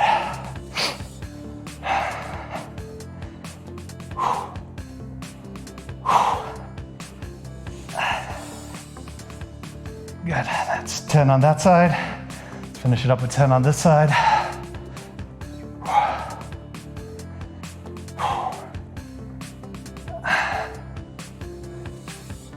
3 more.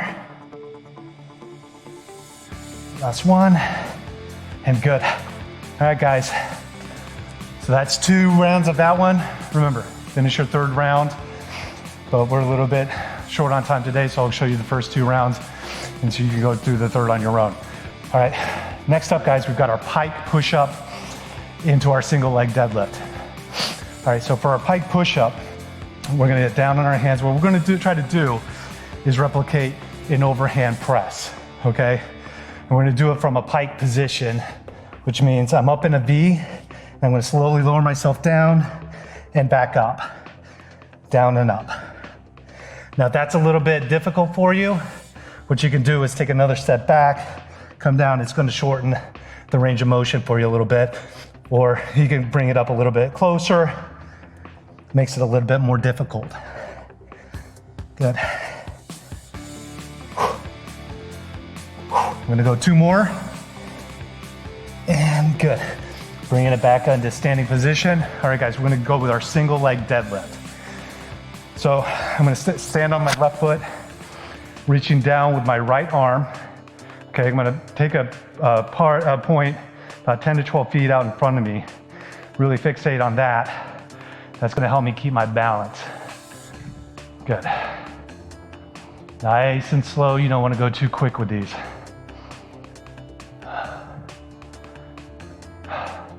This really helps. Now it's primarily for your hamstring, but it really helps your balance. So again, if you can't go down quite as far, cut your range of motion down a little bit till you get a little bit more comfortable with it. I'm gonna go 2 more on this side, and then move it over to the other side. Good. Now I'm gonna stand on my right foot. My left arm is gonna go down. Good. Very important to fixate on a point 10 to 12 feet in front of you. And if you're noticing, my balance isn't quite as good on my right side as my left. So what I have to do is tap my toe on the ground so that I can regain that balance. I try to do it without, but sometimes I need to regain that balance. So just by touching your toe down, you'll be able to stabilize yourself. I'm gonna go one more, and we've got a little bit of rest in between. So let my body recover a little bit. As you can tell, I'm sweating already.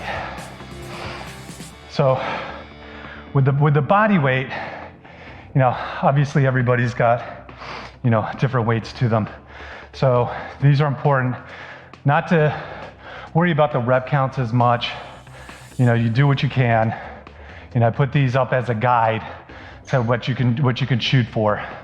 But like I said a little bit earlier, if you're a little bit stronger with your upper body, maybe you're doing more with the upper body than you can with your lower body, or vice versa. All right, guys, so we're gonna get back down into our pike position.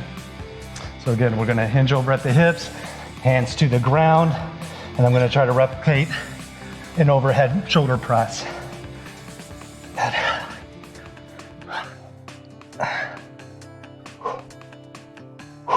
3 more. And last one. Good. Bring it back up, back into my one-legged deadlift. Okay, foot planted on the ground, take it down nice and slow. Now this time I'm gonna try to bring that knee forward. It's a little bit tougher, but as you can see, if you lose your balance, just tap that foot on the ground, try to regain it. Good, I've got 2 more to go. Last one. Good. Now I'm gonna plant my right foot, left arm goes down.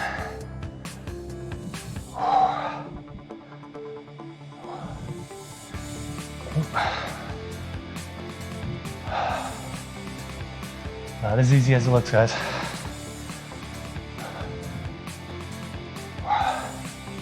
The underrated part about this is you really have to tighten your core. So you're getting a little bit of a core workout as well. Also working a lot of those secondary, tertiary muscles in your foot and ankle to help balance everything out. I'm gonna go one more. And that finishes that. All right, guys, so remember 3 rounds. Try to keep the rep count 10, 12, 15. All right, guys, hope you've enjoyed this. If you have any feedback, any suggestions, would love to hear it. You can always reach me at Jeremy, that's Jeremy, @devops.com. I'll see you guys next time.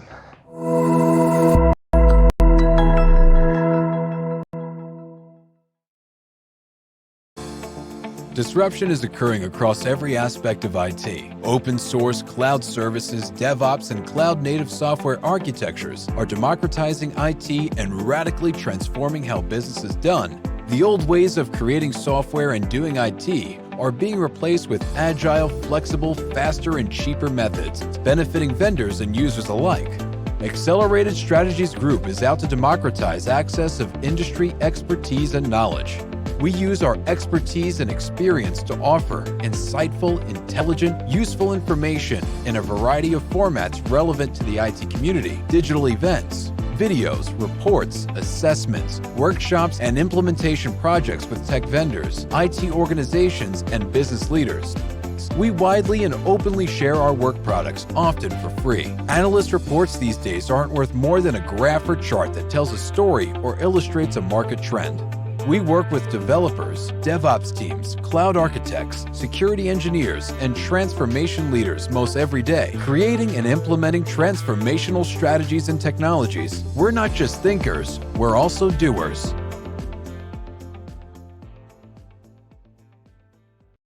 All righty. Jeremy, thanks for another great workout session. As usual, guys, if you want to do Jeremy's working from home fitness session later, it is broken out separately on TechStrong TV and Digital Anarchist, as well as the OTT channels. You can do it in front of your TV with Amazon, Roku, or Apple. And, Jeremy does a great job. He's a great trainer, in addition to being a good salesperson here at Media Ops. So check that out. But now it's that time of the day where we turn things over to our managing editor, Charlene O'Hanlon. She has a great interview for you today. Charlene, take it away. This is Digital Anarchist. Welcome back, everybody. This is Charlene O'Hanlon, managing editor at Media Ops, and I'm here now with Dimitar Karavanov, who is the CEO and co-founder of a company called Kanbanize. Hi, Dimitar, how are you? Hi, Charlene. I'm doing great. Thanks for having me today. Oh, hey, it's my pleasure, and thank you for joining me from where are you located? I'm based in Bulgaria. Bulgaria, yeah. All right. Well, let's see. Zoom is the great unifier, I guess. You can talk to anybody anywhere these days, which is awesome, especially in this these tough times that we're going through. So, so yeah. Thanks again for taking a few minutes. Tell me a little bit about your company, first of all. Kanbanize is a company that was built upon the notion of Kanban, as the name suggests. Some 10 years back, we got to know about this new thing called Kanban, and it was so impressive for us as a method that we decided to basically create a company that creates digital tools around the Kanban method. So yeah, it's been quite a ride, because Kanban has been growing as a method over year, and we are seeing quite some success with providing this digital media for people to apply the method. It's basically a very sophisticated whiteboard that's connected with many other very sophisticated whiteboards. So that's what Kanbanize is. Okay. All right, great. So I know the traditional Kanban is a bunch of sticky notes on a board, basically. So you've basically taken that to the next level and digitized it. Am I right? Right. Right. That's correct. A great way to start with Kanban is with a physical board and sticky notes. But when you get serious about it, and Kanban is a big body of knowledge, we can talk about it later. But when you get serious about this, the physical board is hardly ever a solution. You need to get data, you need to get metrics, you need to get forecasting, you need to connect your work with the strategic portfolio of the company, and it's difficult to do that on a physical board, so you need proper tooling. Okay. All right. Makes sense. So yeah, let's back up a little bit and talk about Kanban and really it's not only its place in DevOps, but it's also its impact on DevOps. So why don't you kind of walk us through that a little bit? Yeah. As I mentioned, Kanban started as a method some 10 years ago, maybe 12. David Anderson, working for Corbis as part of the Microsoft family, they run a bunch of experiments with his teams to document the new processes they were using at the time. So that's how Kanban was born. And actually, it's been quite a growth for the Kanban method, because these days, I would say like 80% of the IT or software teams are using it. You don't hear about Kanban itself too much, because a lot of people think it's the whiteboard and the visualization piece. But it's actually much more than that. Just recently, there was a new book called The Kanban Maturity Model, where David Anderson and Teodora Bozova created this new model for Kanban maturity. So there are 6 levels of maturity. And today, some 80% of the teams are using Kanban in one form or another, maybe maturity level 1 or 2. But the more I work with customers, the more I hear about more sophisticated needs. They want to use Kanban not just on the team level, but on the coordination level, on the strategic portfolio level. So that's where you go into maturity level 3, 4, 5, and so on and so forth. So I guess I'm saying that Kanban is pretty popular on the team level as a low maturity implementation. And just recently, it has started gaining much more traction on the management side of things. And I hope to be hearing about it much more. All right, all right. So, given the fact that a lot of organizations, as you said, are kind of lower on that maturity level, does that mean that the concept of Kanban with everybody working from home, does that mean that maybe it's not as effective when they're not all in the same location, or what is that kind of work from home impact on Kanban? Actually, I think it's the other way around. Okay. The more dispersed the workforce is, the more we need ways to keep everything under control in the good sense of the word. I mean, not the micromanagement sense of the word, but just having a good overview of what's actually going on in our organization.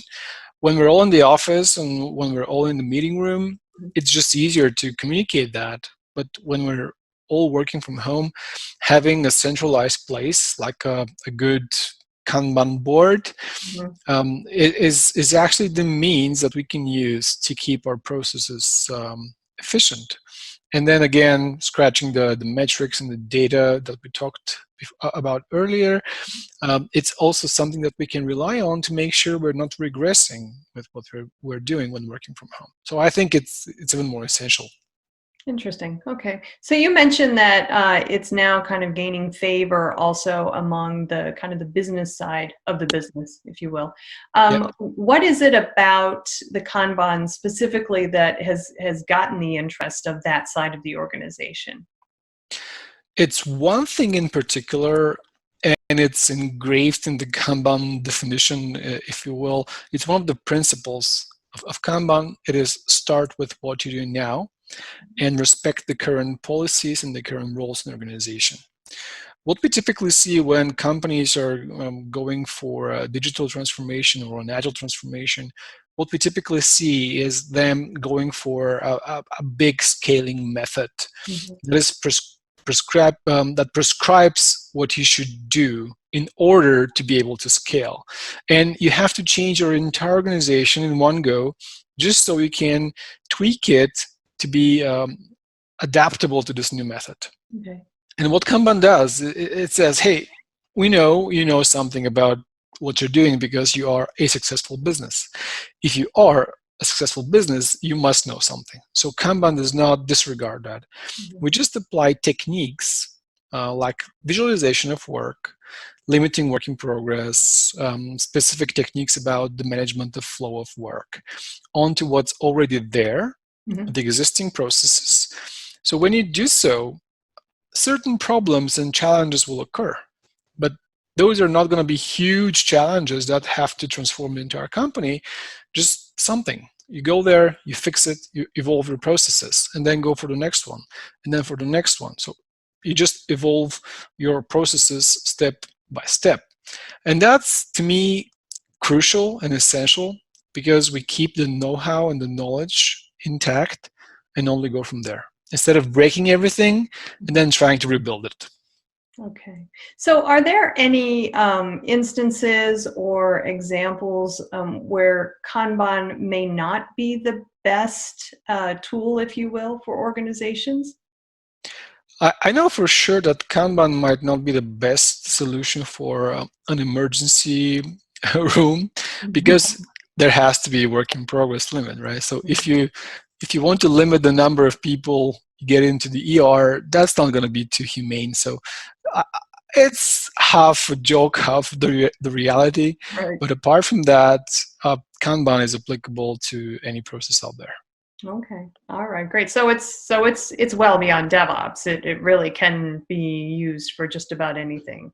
So yeah, right. We're seeing a lot of traction in banking, in finance, insurance, and that's besides all the engineering disciplines out there, of course. So yeah, definitely.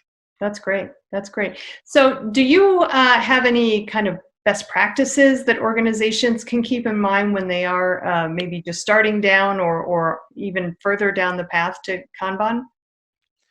Yep, and it's actually pretty simple. It's training. I would just urge people to be more curious about what Kanban really is and read the books and read the KMM book, the Kanban maturity model, just because it's good to know what's out there, what's the full body of knowledge, because there are more than 150 practices that have been described in the Kanban's body of knowledge.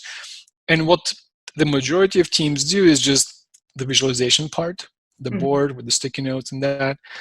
There's much more to it with, I wouldn't be able to list all 150 practices right now, but there's a lot to it. So be curious and learn about it. That's my tip. All right, great. So what about organizations where you have maybe one or two people that kind of quote unquote own everything, and they're, sometimes because they're so they have so many things going on, they end up kind of being that bottleneck, and things don't kind of get past them. How do you deal in an organization? How do you deal with these kind of people using Kanban and without kind of breaking the entire cycle, if you will? That's a great question, because one of the great benefits of Kanban is eliminating of overburdening for the people. Mm-hmm. So when you impose those work in progress limits, you can configure the limits to be on a state in the process, on a particular stage of the whole thing, or per person. So you could technically say, I would like to have at least 2 or 3 projects or tasks or whatever at maximum for each guy on my team. Mm-hmm. And when the limit is reached, if you have the means to track that with a physical board, with a digital board, doesn't matter, then an alarm goes off and it says, hey, John has 5 projects assigned to him. What should we do about it? And then it's an active leadership that has to happen, and you decide how you tackle the situation, because it's clear that John cannot work on all 5 projects at the same time. So Kanban makes it visible that something is not going quite as it should. Mm-hmm. And how you go about it, it's entirely up to the leadership. Okay. All right. That makes sense. That makes sense. Well, any parting thoughts about Kanban and how organizations can effectively implement it before we close it out? Yeah, it's again part of what I said before. Be curious about it. And I would like to share that Kanban has its own scaling implementation, which is quite natural. It's quite humane. It doesn't require dramatic change in organization. All you have to do is apply Kanban across the company. Continue doing what you have been doing so far. Just have it visual. Just have work in progress limits. Coordinate where the flow of work between different teams, between different value streams, and evolve step by step. This is going to do a miracle for your company. All right, great. Dimitar, thank you so much for taking a few minutes talking with me about Kanban. Good stuff. Really enjoyed it. Thank you, Charlene. Have a great day. Thank you. You too. Bye. All right, stay tuned. We've got lots more TechStrong TV coming up, so stick around.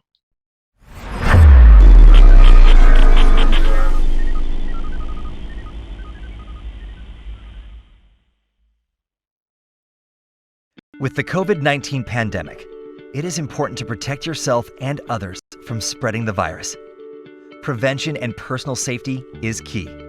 Here are the top ways you can protect yourself and others. Wash your hands often with soap and water for at least 20 seconds. Avoid touching your face. Practice social distancing and avoid high-risk potential people.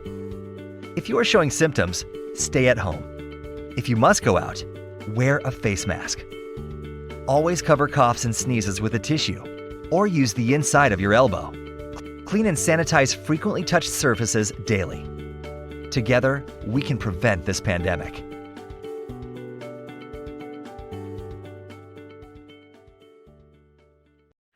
All right, everyone. It's Alan Schimmel back here in the studio. Thanks very much to Charlene for that interesting interview.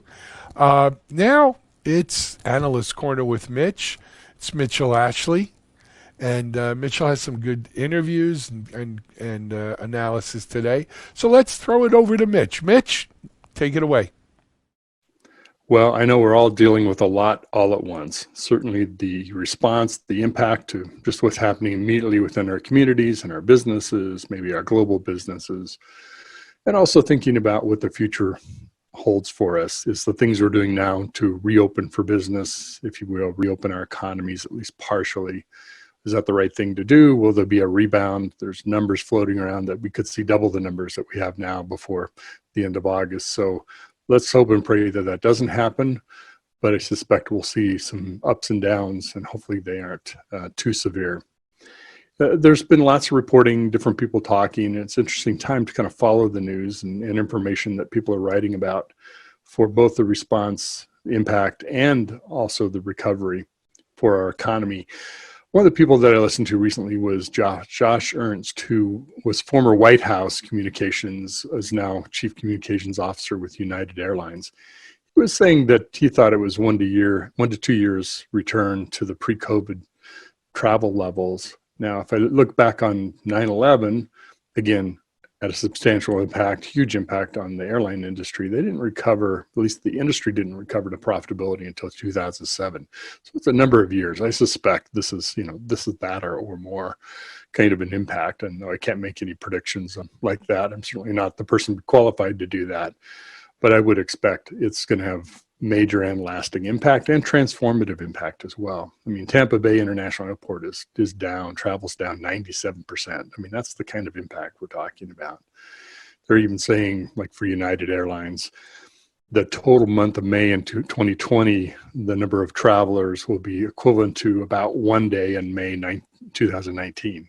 Again, big. But there's some things that people are doing already to respond. And some of these are just immediate, and we're dependent a lot on what customers will say they want and what they need in terms of safety. But I know United's already changed the AI algorithms for how they do seat assignments, really optimizing more for distancing, keeping middle seats open. They're also loading back to front now, starting that again. Practice is tried for other reasons, but now, of course, to help us separate. They've also invested in disinfectant sprayers, the same kinds that they used in hospitals to help disinfect. Now, they'll be doing that actually after every flight in the not too distant future.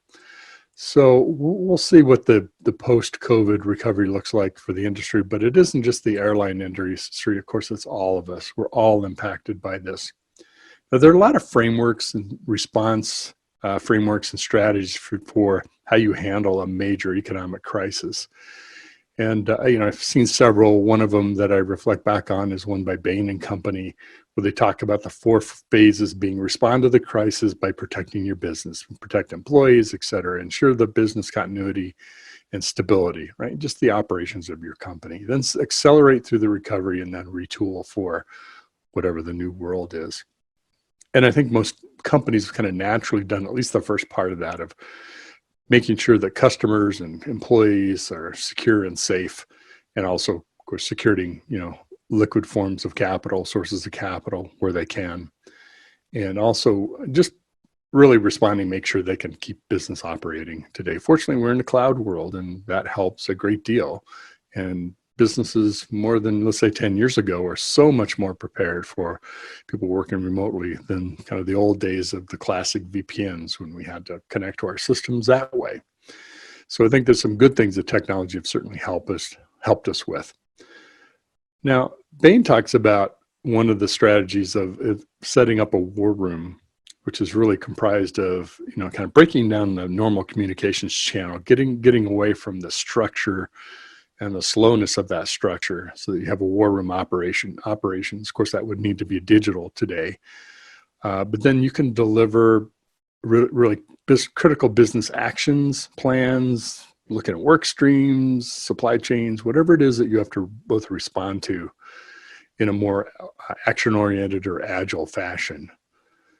So almost like an agile project, daily virtual huddles using real-time tracking, online platforms, things like that, to break the normal communications and reporting cycles, really provide a lot more transparency amongst stakeholders and even across the organization.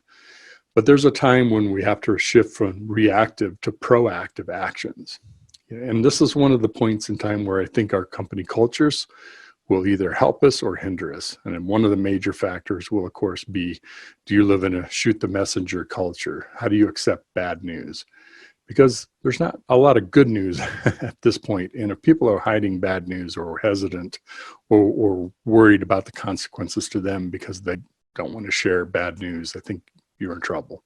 Frankly, those who are more transparent and already accustomed to sharing news, good or bad, and dealing with the facts are in a much better position to respond more quickly. So we absolutely want to emerge as stronger companies out of this downturn. So we all have to develop kind of what our working hypothesis of what's the next normal. One of our analysts at Accelerated Strategies Group referred to it not as the new normal, it's going to be the next normal, because it's probably a series of new normals. So think about it as the next normal. And what are some of the dynamics of both your company, your customers, but also the industry that you're in?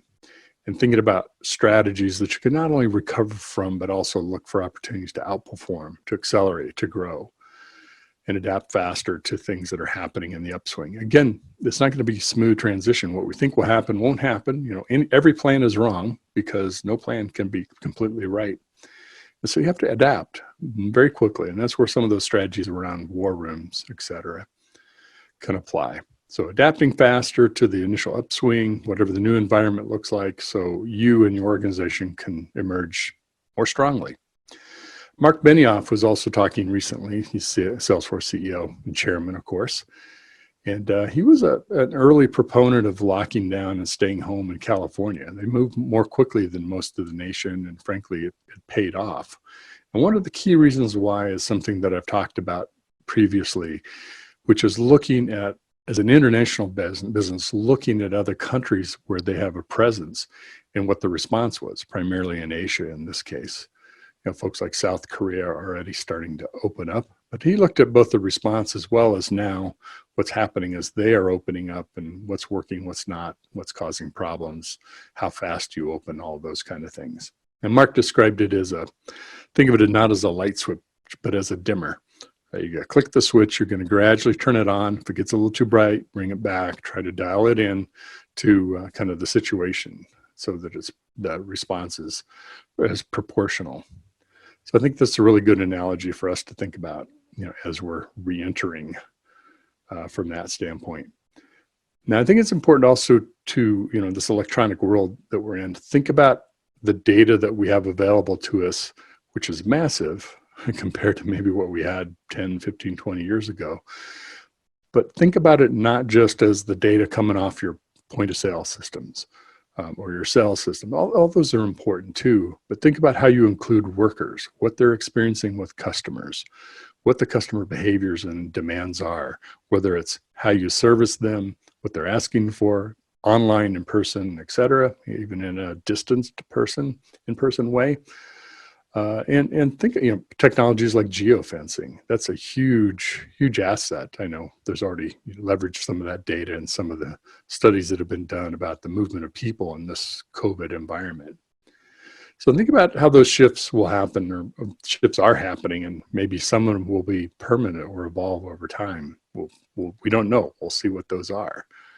And of course, I've talked about supply chains before, but thinking about them as more resilient, not just replacing, but you may need that resilience now in the next 2, 3, 5, 10 or more years. Maybe it may be a norm, not a one-time response. Cisco back in Katrina days of 2005 really had a tough time with how to deliver the orders that they were getting, the huge, massive surge of orders to replace all the telecommunications equipment, networking equipment that was damaged as part of that hurricane. And in their process, they rebuilt their supply chain, their manufacturing chain, in a much more resilient and flexible way so that they could order optical service equipment, routers, et cetera, at short notice, but also change what they wanted to produce as part of that short notice. So I'm sure that will be something that will help them today. While it's not a physical, a weather-oriented disaster, there'll be new demands for telecommunications equipment as well as online services. And maybe that's an advantage that the cloud has for us. So in coming segments of the Analyst Corner, we'll talk about ways our investments in the cloud, the nimbleness of our application architectures like cloud native, methodologies, business operations, things like Agile and DevOps, our ability to create software, but also respond very quickly, measure effect, adjust to failures as well as successes, and where they can be a strategic advantage and if we're capitalizing upon them. And also ask questions like, is this enough? What's the next thing that we need beyond cloud and cloud native architectures and DevOps kind of development and deployment? Is there something new that we might be moving to? And of course, I'm no better predictor of the future than most folks. The good thing about making predictions is most everybody's wrong. So you take some risk and do that. And I may do that on occasion, and I have in the past. And once in a while, you're lucky and you get it right. Hopefully it's informed by data, but also some experience and sometimes even some gut. And I'll be clear about that when I do that. So look forward to talking more with you as we work together through this rebound, recovery, as well as response to immediate situations that are happening, in our lives, in our businesses, to our employees, our customers, and our society. So be safe, be well, and be careful out there. DevOps.com is the #1 online destination for DevOps education and community building. DevOps.com covers all aspects of DevOps, including DevOps best practices and tools, DevOps culture, DevSecOps, business impact, continuous testing, continuous delivery, and more. DevOps.com has the largest collection of original DevOps content, featuring breaking news, blog posts, podcasts, and more. Visit www.devops.com to learn more. DevOps.com, where the world meets DevOps.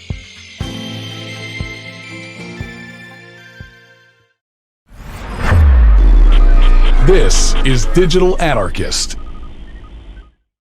I'm joined by John Sutcliffe, head of product with Adigy.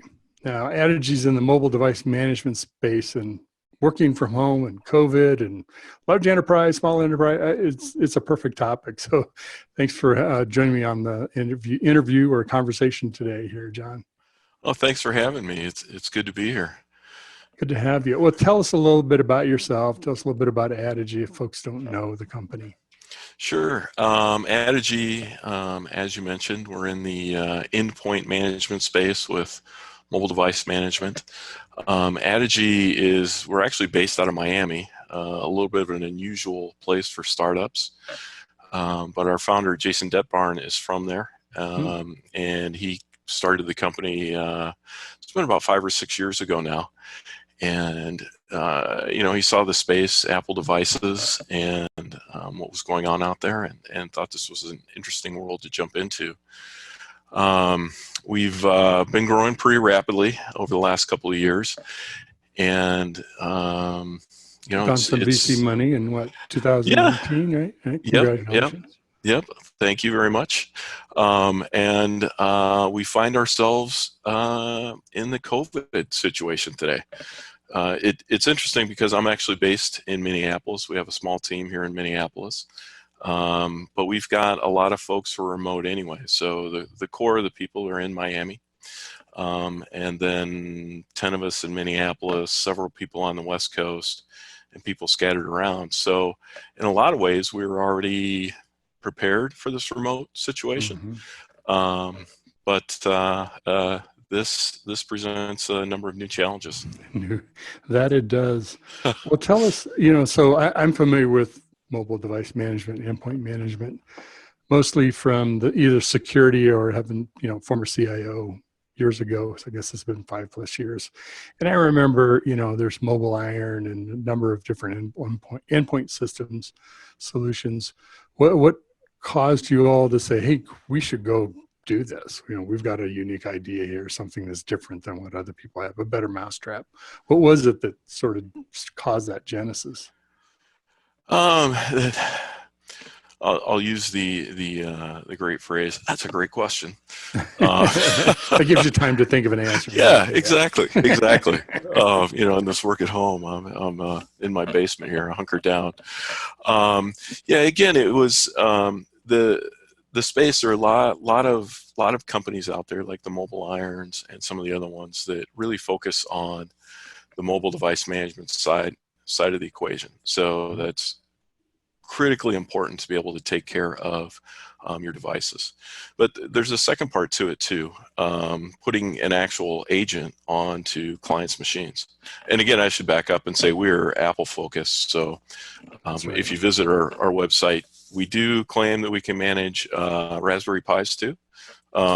Just as a little bit of a sideline, but just for fun. Something fun to do. But again, there's kind of the mix. So we've got the combination of the agent as well as the MDM, which is so important. And the number of players have really built the sophisticated agent is very limited in this space, which means there was quite a broad opening to be able to come into it. Jason's background was in the PC world, so he was already familiar with that sort of management and those kinds of things. But again, as he's looking around for a new opportunity and things, he looked specifically in this area and was like, you know, we understand how to be able to handle devices. He's had a lot of experience in the MSP space as well. And when Addigy really got started, it was really focused around the MSP and being able to take care of that customer, which in the Apple world, MSPs have kind of, there hasn't been a product that was really solid for them. Some of the things with Apple that you need to do if you're going to manage devices, each of the people, I can still talk with my hands on video. I should probably do less of that, but but again, our system is multi-tenant, which means that you're able to take care of multiple customers in one environment. And the way the Apple MDM works, you have to be very careful because each company that you're helping has to be treated individually, just the way the licensing works and those things. And part of the secret sauce with Addigy was with the multi-tenancy and the pure SaaS, we were able to really take care of that kind of customer. So that's where we began. That's where they got their footing. That was the area that Jason knew very well. But again, you know, that's the MSPs are vastly important to us. Fantastic customers. But again, well, it's huge coming from that background, understanding the challenges of doing multi-tenancy and managing data and certificates for devices and all kinds of things. Yeah, exactly. But now, you know, the challenges enterprises face is the same thing where if you acquire somebody, they're going to come in, they have all their own licenses, or you're a small business and maybe you're going to combine forces with somebody else. So, you know, that natural progression, we kind of step up in the market to the bigger customers, the multi-tenancy and all those things still kind of come into play. So again, it was that MSP base, that MSP model really served us well as we move up market. Interesting. Well, kind of going back to the COVID, we sort of, everybody gets to work from home, whether you like to or not. So you talk about a disruptive force, right? An unplanned event, and you know, not sure that even business continuity or disaster recovery plans would have planned for this. What I imagine, in one sense, it's an opportunity for Addigy to say, hey, great, our customers are going to be using our stuff. Maybe more people will need it. Curious though, what extra challenges might have COVID-19 presented to you with everybody essentially working from home? So many, the first couple of weeks especially, there were a lot of really unexpected things. We ourselves flipped to work at home about roughly half a week ahead of when it really started to pick up. Mm-hmm. Jason said, let's just go home. Let's get ahead of the curve because our customers are they're going to be doing this too. And let's just get prepped so we know what we're doing. And we really, the first thing we noticed was the tickets coming into our support team dropped off. And we were surprised. But then when we started to talk to folks, we've been joining some of the happy hours, some of our consultants and different people have been join them at night, just talking to them, hear what's going on, because the Apple community it's a pretty small group of people, pretty tight knit. Mm-hmm. And just hearing their experiences in those first couple of weeks, they weren't even really managing devices as much as they were just trying to help people be able to turn their machine on and get to work, and they were scrambling. And the other part I think that was so easy to forget is these IT folks who are trying to help everybody else, they're now sitting in their basement themselves with their kids around them, and they're trying to start home education and, you know, whatever the case may be. And so I think for especially the first couple of weeks, nobody knew what to feel. What were people experiencing? Shock and awe, right? And it was just, okay, what is this new normal? What are the emotional things people are going through? And a lot of it was, that's what we were dealing with. We had to deal with it internally with our own folks, but then also trying to help our customers, you know, and then now things are beginning to, I don't want to say coming back to normal, not normal at all, but the flow of tickets and our admins taking care of their customers again is going back to that normal sort of a flow. I've noticed that too. It was like a period of shock, right? Yeah. For everybody individually and organizations. And I can imagine, calls we used to get in help desk for, I can't get my headset to work. And how do I get into the VPN? Maybe that's less of an issue now, but I can imagine all those calls coming into folks. And then it's sort of settled. People have, after 2 weeks or so, people kind of got a groove going. Okay, I kind of got this, at least enough to say, I think I know what I'm doing now, as opposed to it's all brand new. And that's probably what you're referring to, of now folks are moving back into really managing the devices more fully. Exactly. And what we're seeing with businesses too is if they're already thinking about their environments, and maybe, there's still a lot of companies who haven't taken this step to MDM or really getting a Apple focused, or if Windows focused, whatever platform you love. And now they're coming back to, wow, it's really in their face, because 3 weeks ago or 4 weeks, I don't know how many years ago was it we went into this lockdown. We call every day at our house same day. What day is it? Same day. Groundhog Day all over again. Yeah. Ends in Y. I should probably have a beer. Okay. All there right. you go. It's great to hear. Yeah. And I think a lot of people are going, oh my gosh, all these machines that were sitting inside of our building now are scattered hither and yon. And it's to protect your corporate data, to protect your corporate network, and all those kinds of things really hasn't changed.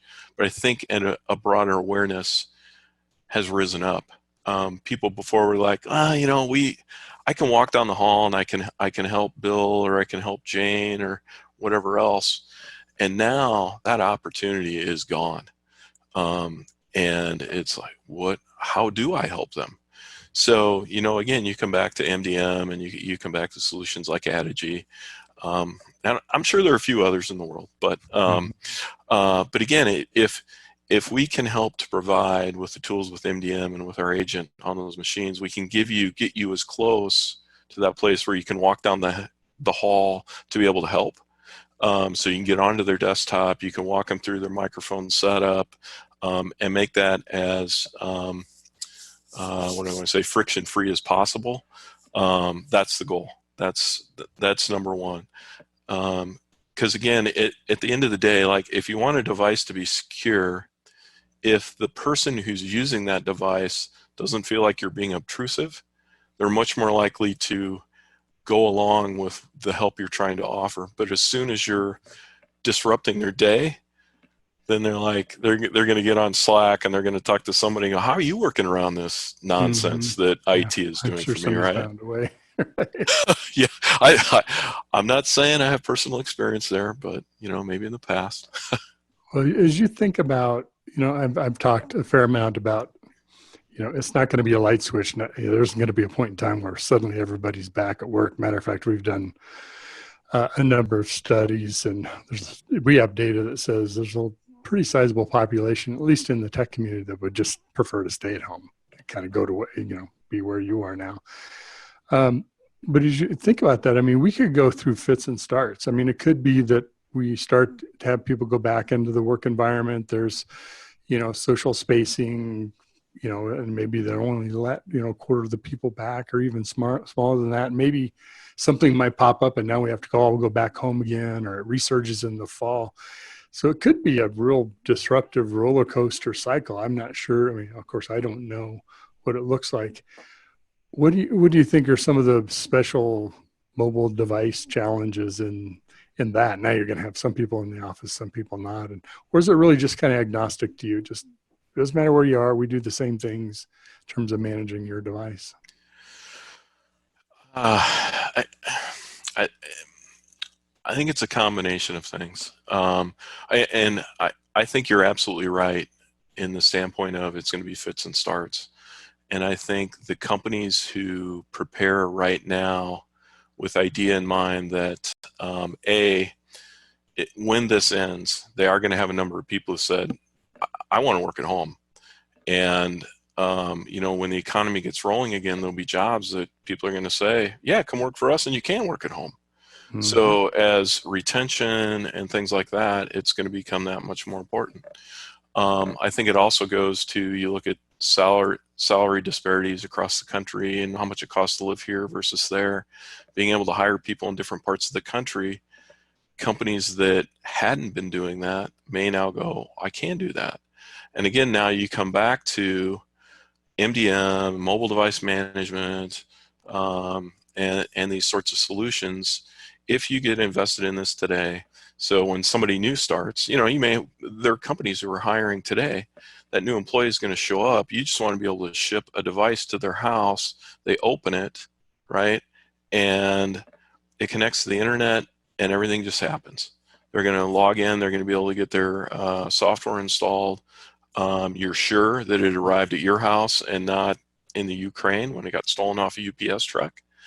And those challenges, those are the same challenges we face today, where, so many software companies, they will hire engineers wherever. They want to give them physical hardware. Now, if you've not taken the step to be able to handle your machines in your environment in that same way, so your IT staff today, when a new employee comes on, they get that machine, they open it up out of the box, and they go through all those steps. That's a lot of time and effort. So again, if the natural steps you could take today to enable your people who are working at home, they may come into the office for a little while, then they're going to go back out. You're still going to have employees you need to replace, whether we're still all hunkered down or not. So you use a tool like an Adigy or a Jamf or whomever else to be able to enable that. It's going to help you when those people are all in the office. And those same things are just going to make your IT team more efficient. So it makes a lot of sense. I mean, IT, I guess, has to plan for what also will be a volatile environment for them. Maybe your company is in a, hey, let's really invest and hire more people and get some advantages on product or whatever on market. Others could be laying off some folks, hiring some other folks, and that, it's not a smooth linear process, right? No. It's always shifting, and sometimes, circular to stop start, that kind of thing. So I guess it really could be a volatile environment for IT. We've got customers, some of our MSPs, and they've got customers who maybe they've rolled out 20 iPads in a restaurant situation or 10 Macs in a retail store, whatever that case may be. And what they're doing right now is they're shutting all those devices down while that store is closed. And that customer wants to make sure those devices are secure, and they may not see them for a while, and then they're going to want to spin them all back up when they can open their doors again and be able to get that going again. Then they want to have the connectivity. The consultant or the IT person taking care of those devices doesn't want to have to drive to that restaurant or to this office, that office, to be able to do all those things. And again, with these kinds of tools, with the MDMs, and you've got that capability. Tell them, power them up. We got your back. We're going to get your software upgrades, and your employees are ready to start again. So reminds me of like an old episode of Star Trek where they beam over to the ship that's cold and dark, and they've got to start the dilithium crystals or whatever to get the engines going and stuff. Right. The only things I wanted to ask you about too, and it is maybe an area that you all have looked at or maybe not. Google and Apple are cooperating on being able to use some Bluetooth-based data for contact tracing and proximity with someone who may be infected, notifying. Is that something you see entering into the mobile device space? Because I don't know, but how corporations are going to deal with that. How concerned are they going to be with monitoring exposure of employees, or are they just going to kind of hands off? We don't want to be liable. I mean, what are your thoughts? A couple of things come to mind. So you've got different situations. So you think about the situation where I've got my corporate device. So if IT has given me my corporate phone, it's got corporate data on it, I'll say 100% responsible for it. So it's their tool, they purchased it, they've got full rights. that's going to be on a corporate level. They are going to have to think long and hard about that, about what do they want to take on. So, and again, I think that's going to be a corporate culture kind of a thing. Even a device like this, a phone especially, that's even given to you by your employer, becomes personal in a way. And it will be interesting to see. One of the things Apple's been doing, making a big point of, is really trying to separate personal data from corporate data. Last year with iOS 13, they made a big step towards that with BYOD, where now you can carve off your corporate stuff. So it'll be interesting to see. I think we're still a little bit too early to see how the applications are going to shake out, and I think that's going to really help us figure out what do we do. One of the things is and again, maybe it's because I'm an Apple fanboy or whatever else, but I do believe Apple they take that privacy very seriously, and they're going to design with that in mind. We are keeping an eye on it very closely.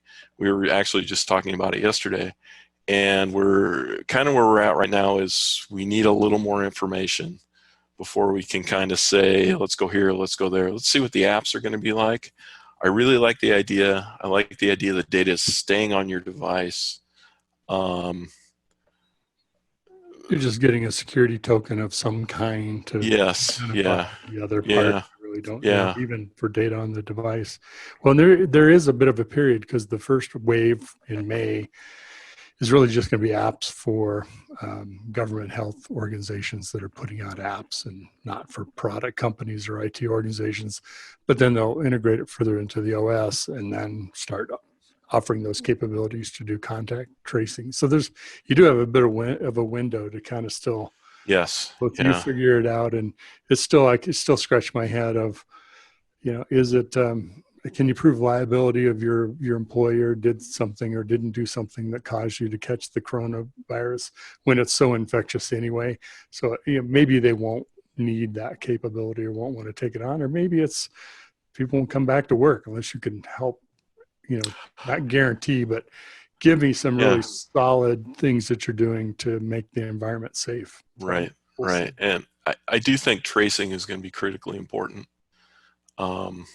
So we know who needs to go locked down if we're going to get moving. But again, we are really still in really early days on this whole thing, as long as it's felt like it's been. But every day there's so much still to discover, and we should have this. We'll have to review this conversation in about 30 days. We could look back on every month. Okay, is it time? Yeah, exactly. Well, this has been great. It's been a lot of fun talking with you, John. And you're in a great space, and I use a lot of Apple products myself. I've gone on and off of being an Apple fan for different reasons through my career, but currently do a lot of work with Apple products. So folks can find out more about Adigy at addigy.com. Is that correct? Yes, exactly. Great. Yep. Are there any free downloads or trials or things like that? We can do a 14-day free trial. So you sign up. Literally, you can have a device enrolled and playing with it in about 10 minutes, just to kind of get a sense of what the product does, wrap your head around it. And like a lot of software companies, we got people who want to help. So, and again, one of the things in this area, the Apple community is so helpful too. I would put out a plug for the Mac admins community on Slack. And there are so many different resources out there. If you're coming in new, somebody's bringing in Apple devices, there's a ton of resources out there. So we're happy to help, and the community's happy to help. So great. Well, wish you the best. Be safe, be well, be careful out there. All right. Thank you so much. I really appreciate the time, and great to meet you. So nice to meet you too. John Sutcliffe, Head of Product with Adigy. Thank you, John. Thanks.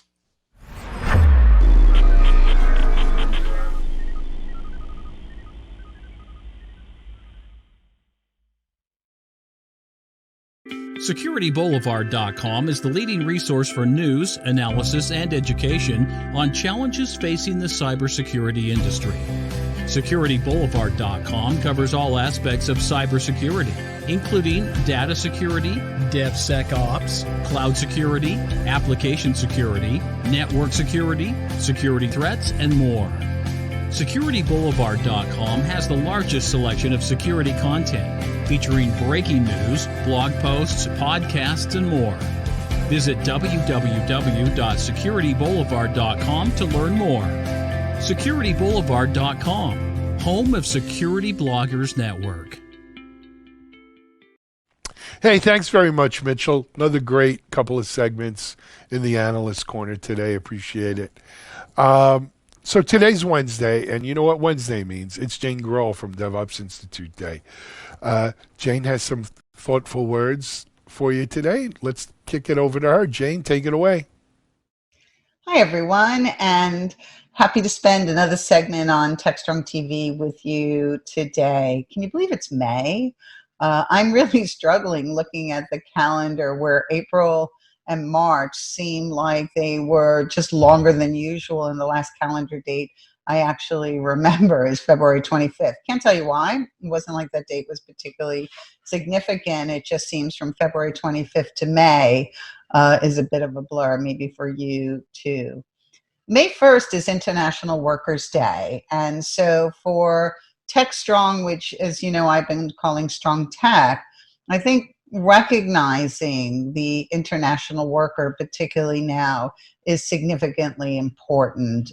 Many in the tech community have had to go to extraordinary lengths to pivot their organizations to new ways of working very, very quickly, particularly large enterprises.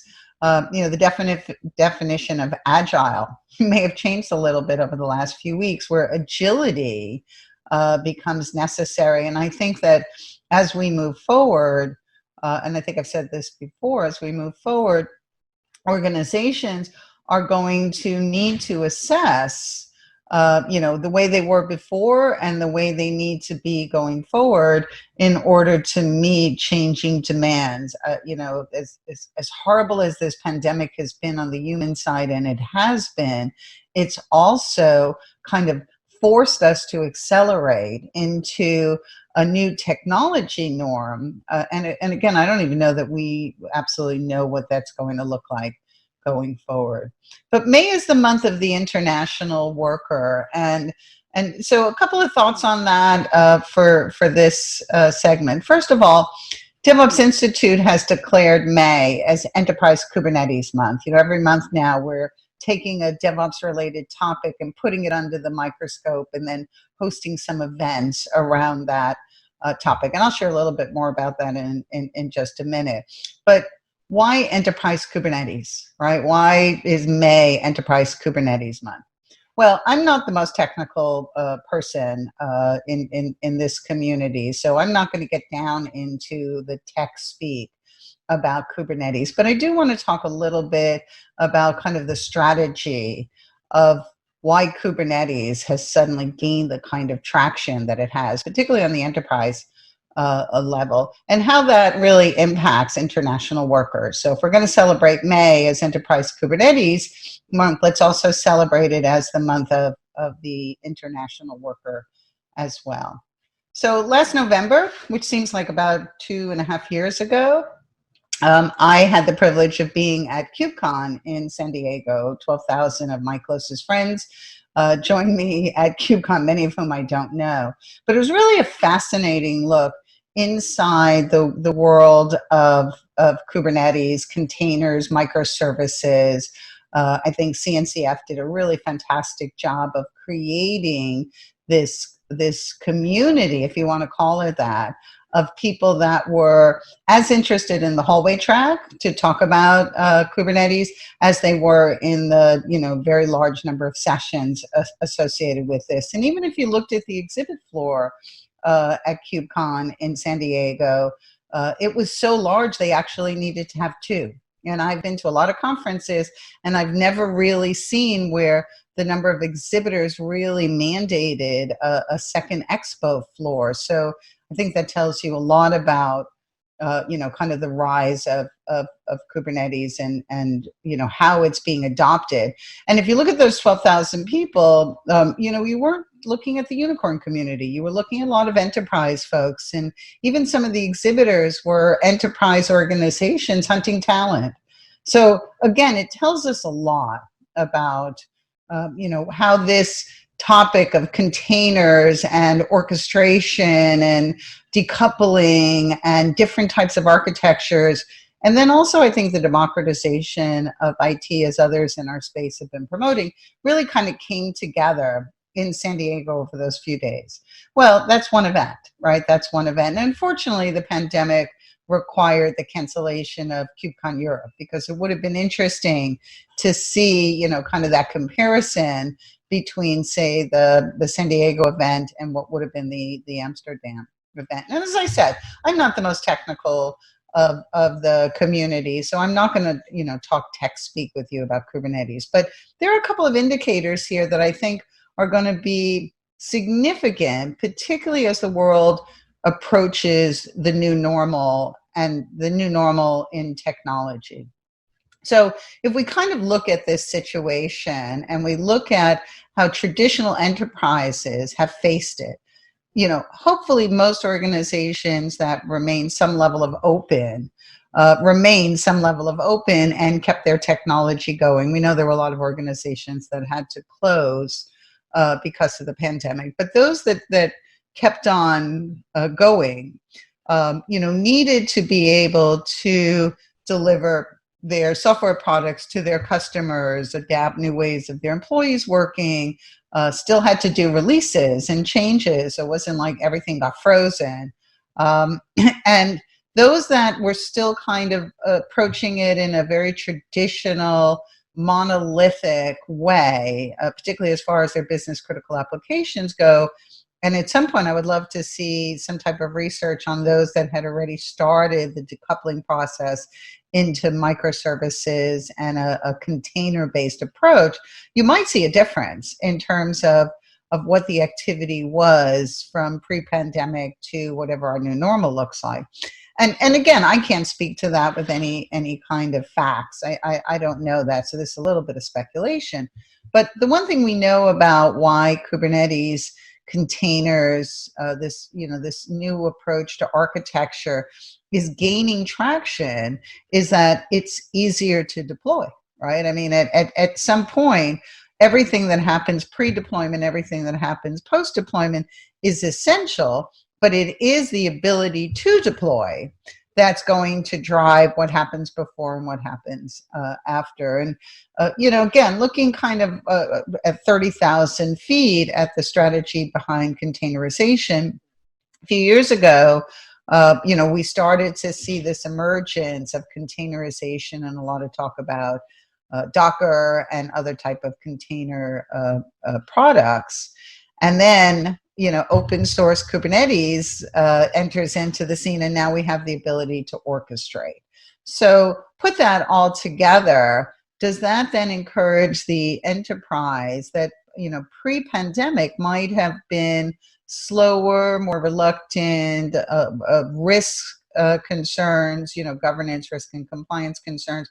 Does that now accelerate into the future where moving from kind of a monolithic approach to architecture and applications now really encourages organizations to look at decoupling, right? Looking at managing on more of a microservice perspective so that those services can be managed, can be deployed. They're smaller, they're more frequent, and therefore the release cycle changes. And again, is kind of the next chapter in agile software development, CI/CD, and then of course looking at continuous delivery and continuous deployment.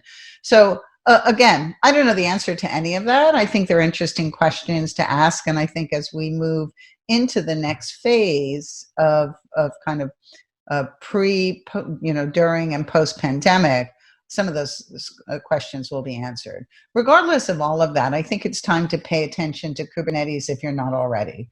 And I think that the benefit of kind of the Cloud Native Computing Foundation, the benefit of Kubernetes at its base is that there's a lot of opportunities to learn, right? To understand what does all of this mean. Tracy Reagan of Deploy Hub, very, very involved in the Continuous Delivery Foundation, does a really remarkable job of explaining the differences between all of these terms. She'll be speaking at our Enterprise Kubernetes Skill Up Day on May 21st. But take this as an opportunity to learn. If regardless of what role you play in IT, I think it's important to understand this kind of new approach to managing services, this new approach to architecture, this new approach to orchestration, because it isn't going away anytime soon, and I think it is part of the future, which is why 12,000 people gathered in San Diego to talk about it. Challenge with something like Kubernetes is because it has so much buzz, it sometimes is difficult to navigate through noise, right? Everybody's talking about Kubernetes. The word Kubernetes is in every sentence. So again, kind of sifting through that and getting down to the basics, depending on where you are in the journey, is important. But again, regardless of anything, I think Kubernetes supports international workers, hopefully makes your job in IT easier, particularly if you're in the operations side of the house. If you're in the development side of the house, I think of those 12,000 people, we saw a lot of developers, right? Because developing in an environment where Kubernetes is certainly going to be in play, allows dev and ops to acquire new skills so that it isn't a handoff. It isn't necessarily something that's passed down the road. So take this month, right? Take May to make it your own personal enterprise Kubernetes month. Make that kind of your focus area of skills acquisition. And again, a lot of resources out there to earn your way into a deeper knowledge of Kubernetes, containerization, and so forth. Along those lines, DevOps Institute is hosting some events this month that I'd like to share with you. On May 13th, we're going to host a crowd chat specifically around enterprise Kubernetes, so pay attention to social. Crowd chats are really fun. They're almost like Twitter rave parties. So I hope you'll join us on that. We have several of our ambassadors who will be participating, very, very skilled, knowledgeable people. And again, it's like having a dynamic cocktail party conversation in an hour, and a lot of fun. The crowd chat is a run-up to May 21st, which is DevOps Institute's Skill Up Day micro conference, very specifically and all about enterprise Kubernetes. So we have a great lineup of speakers. We have an expo hall, networking chat lounge. Last month on Value Stream Management was fantastic. And I said this month we're putting enterprise Kubernetes under the microscope. So I invite you to register for that. It's free. May 21st is the day. So again, regardless of how you learn, where you learn, what resources you take advantage of, International Workers' Day, and I would tell you that from a technology perspective, I've said this before, I think the technology community are the unsung heroes of the pandemic. Again, not disregarding or being dismissive of the healthcare and the first responders who are on the front line. I mean, our gratitude to them is just unfathomable, right? We owe them so much for putting their lives on the line to help others. But the tech community has risen to the cause as well. And as I've said in other segments, tech strong equals strong tech. And strong tech requires strong skills. So this month, May, let's learn a little bit about Kubernetes, right? Let's learn a little bit about containers. Let's look at and start to innovate ideas for our own organization about how we can optimize, topics, applications, open source. That's really on the rise, and making our community filled with tech-strong people who are bringing strong tech. So again, talk to you next week. I'm really excited about this series rolling up to the June event. Again, I'm Jane Kroll. I'm CEO of the DevOps Institute. Stay strong. All right. Thanks very much, Jane. Appreciate, as usual, a great Wednesday. Words of wisdom from the humans of DevOps. That's going to wrap up today's show, folks. I thought it was a good show. A lot of great content. I hope you enjoyed it. We'll be back here tomorrow for Thursday, May 7th. But until then, we're gonna end this one now. This is Alan Schimmel for TechStrong TV. Stay strong. Well, stay well, stay healthy, and stay strong. TechStrong. Speak to you soon.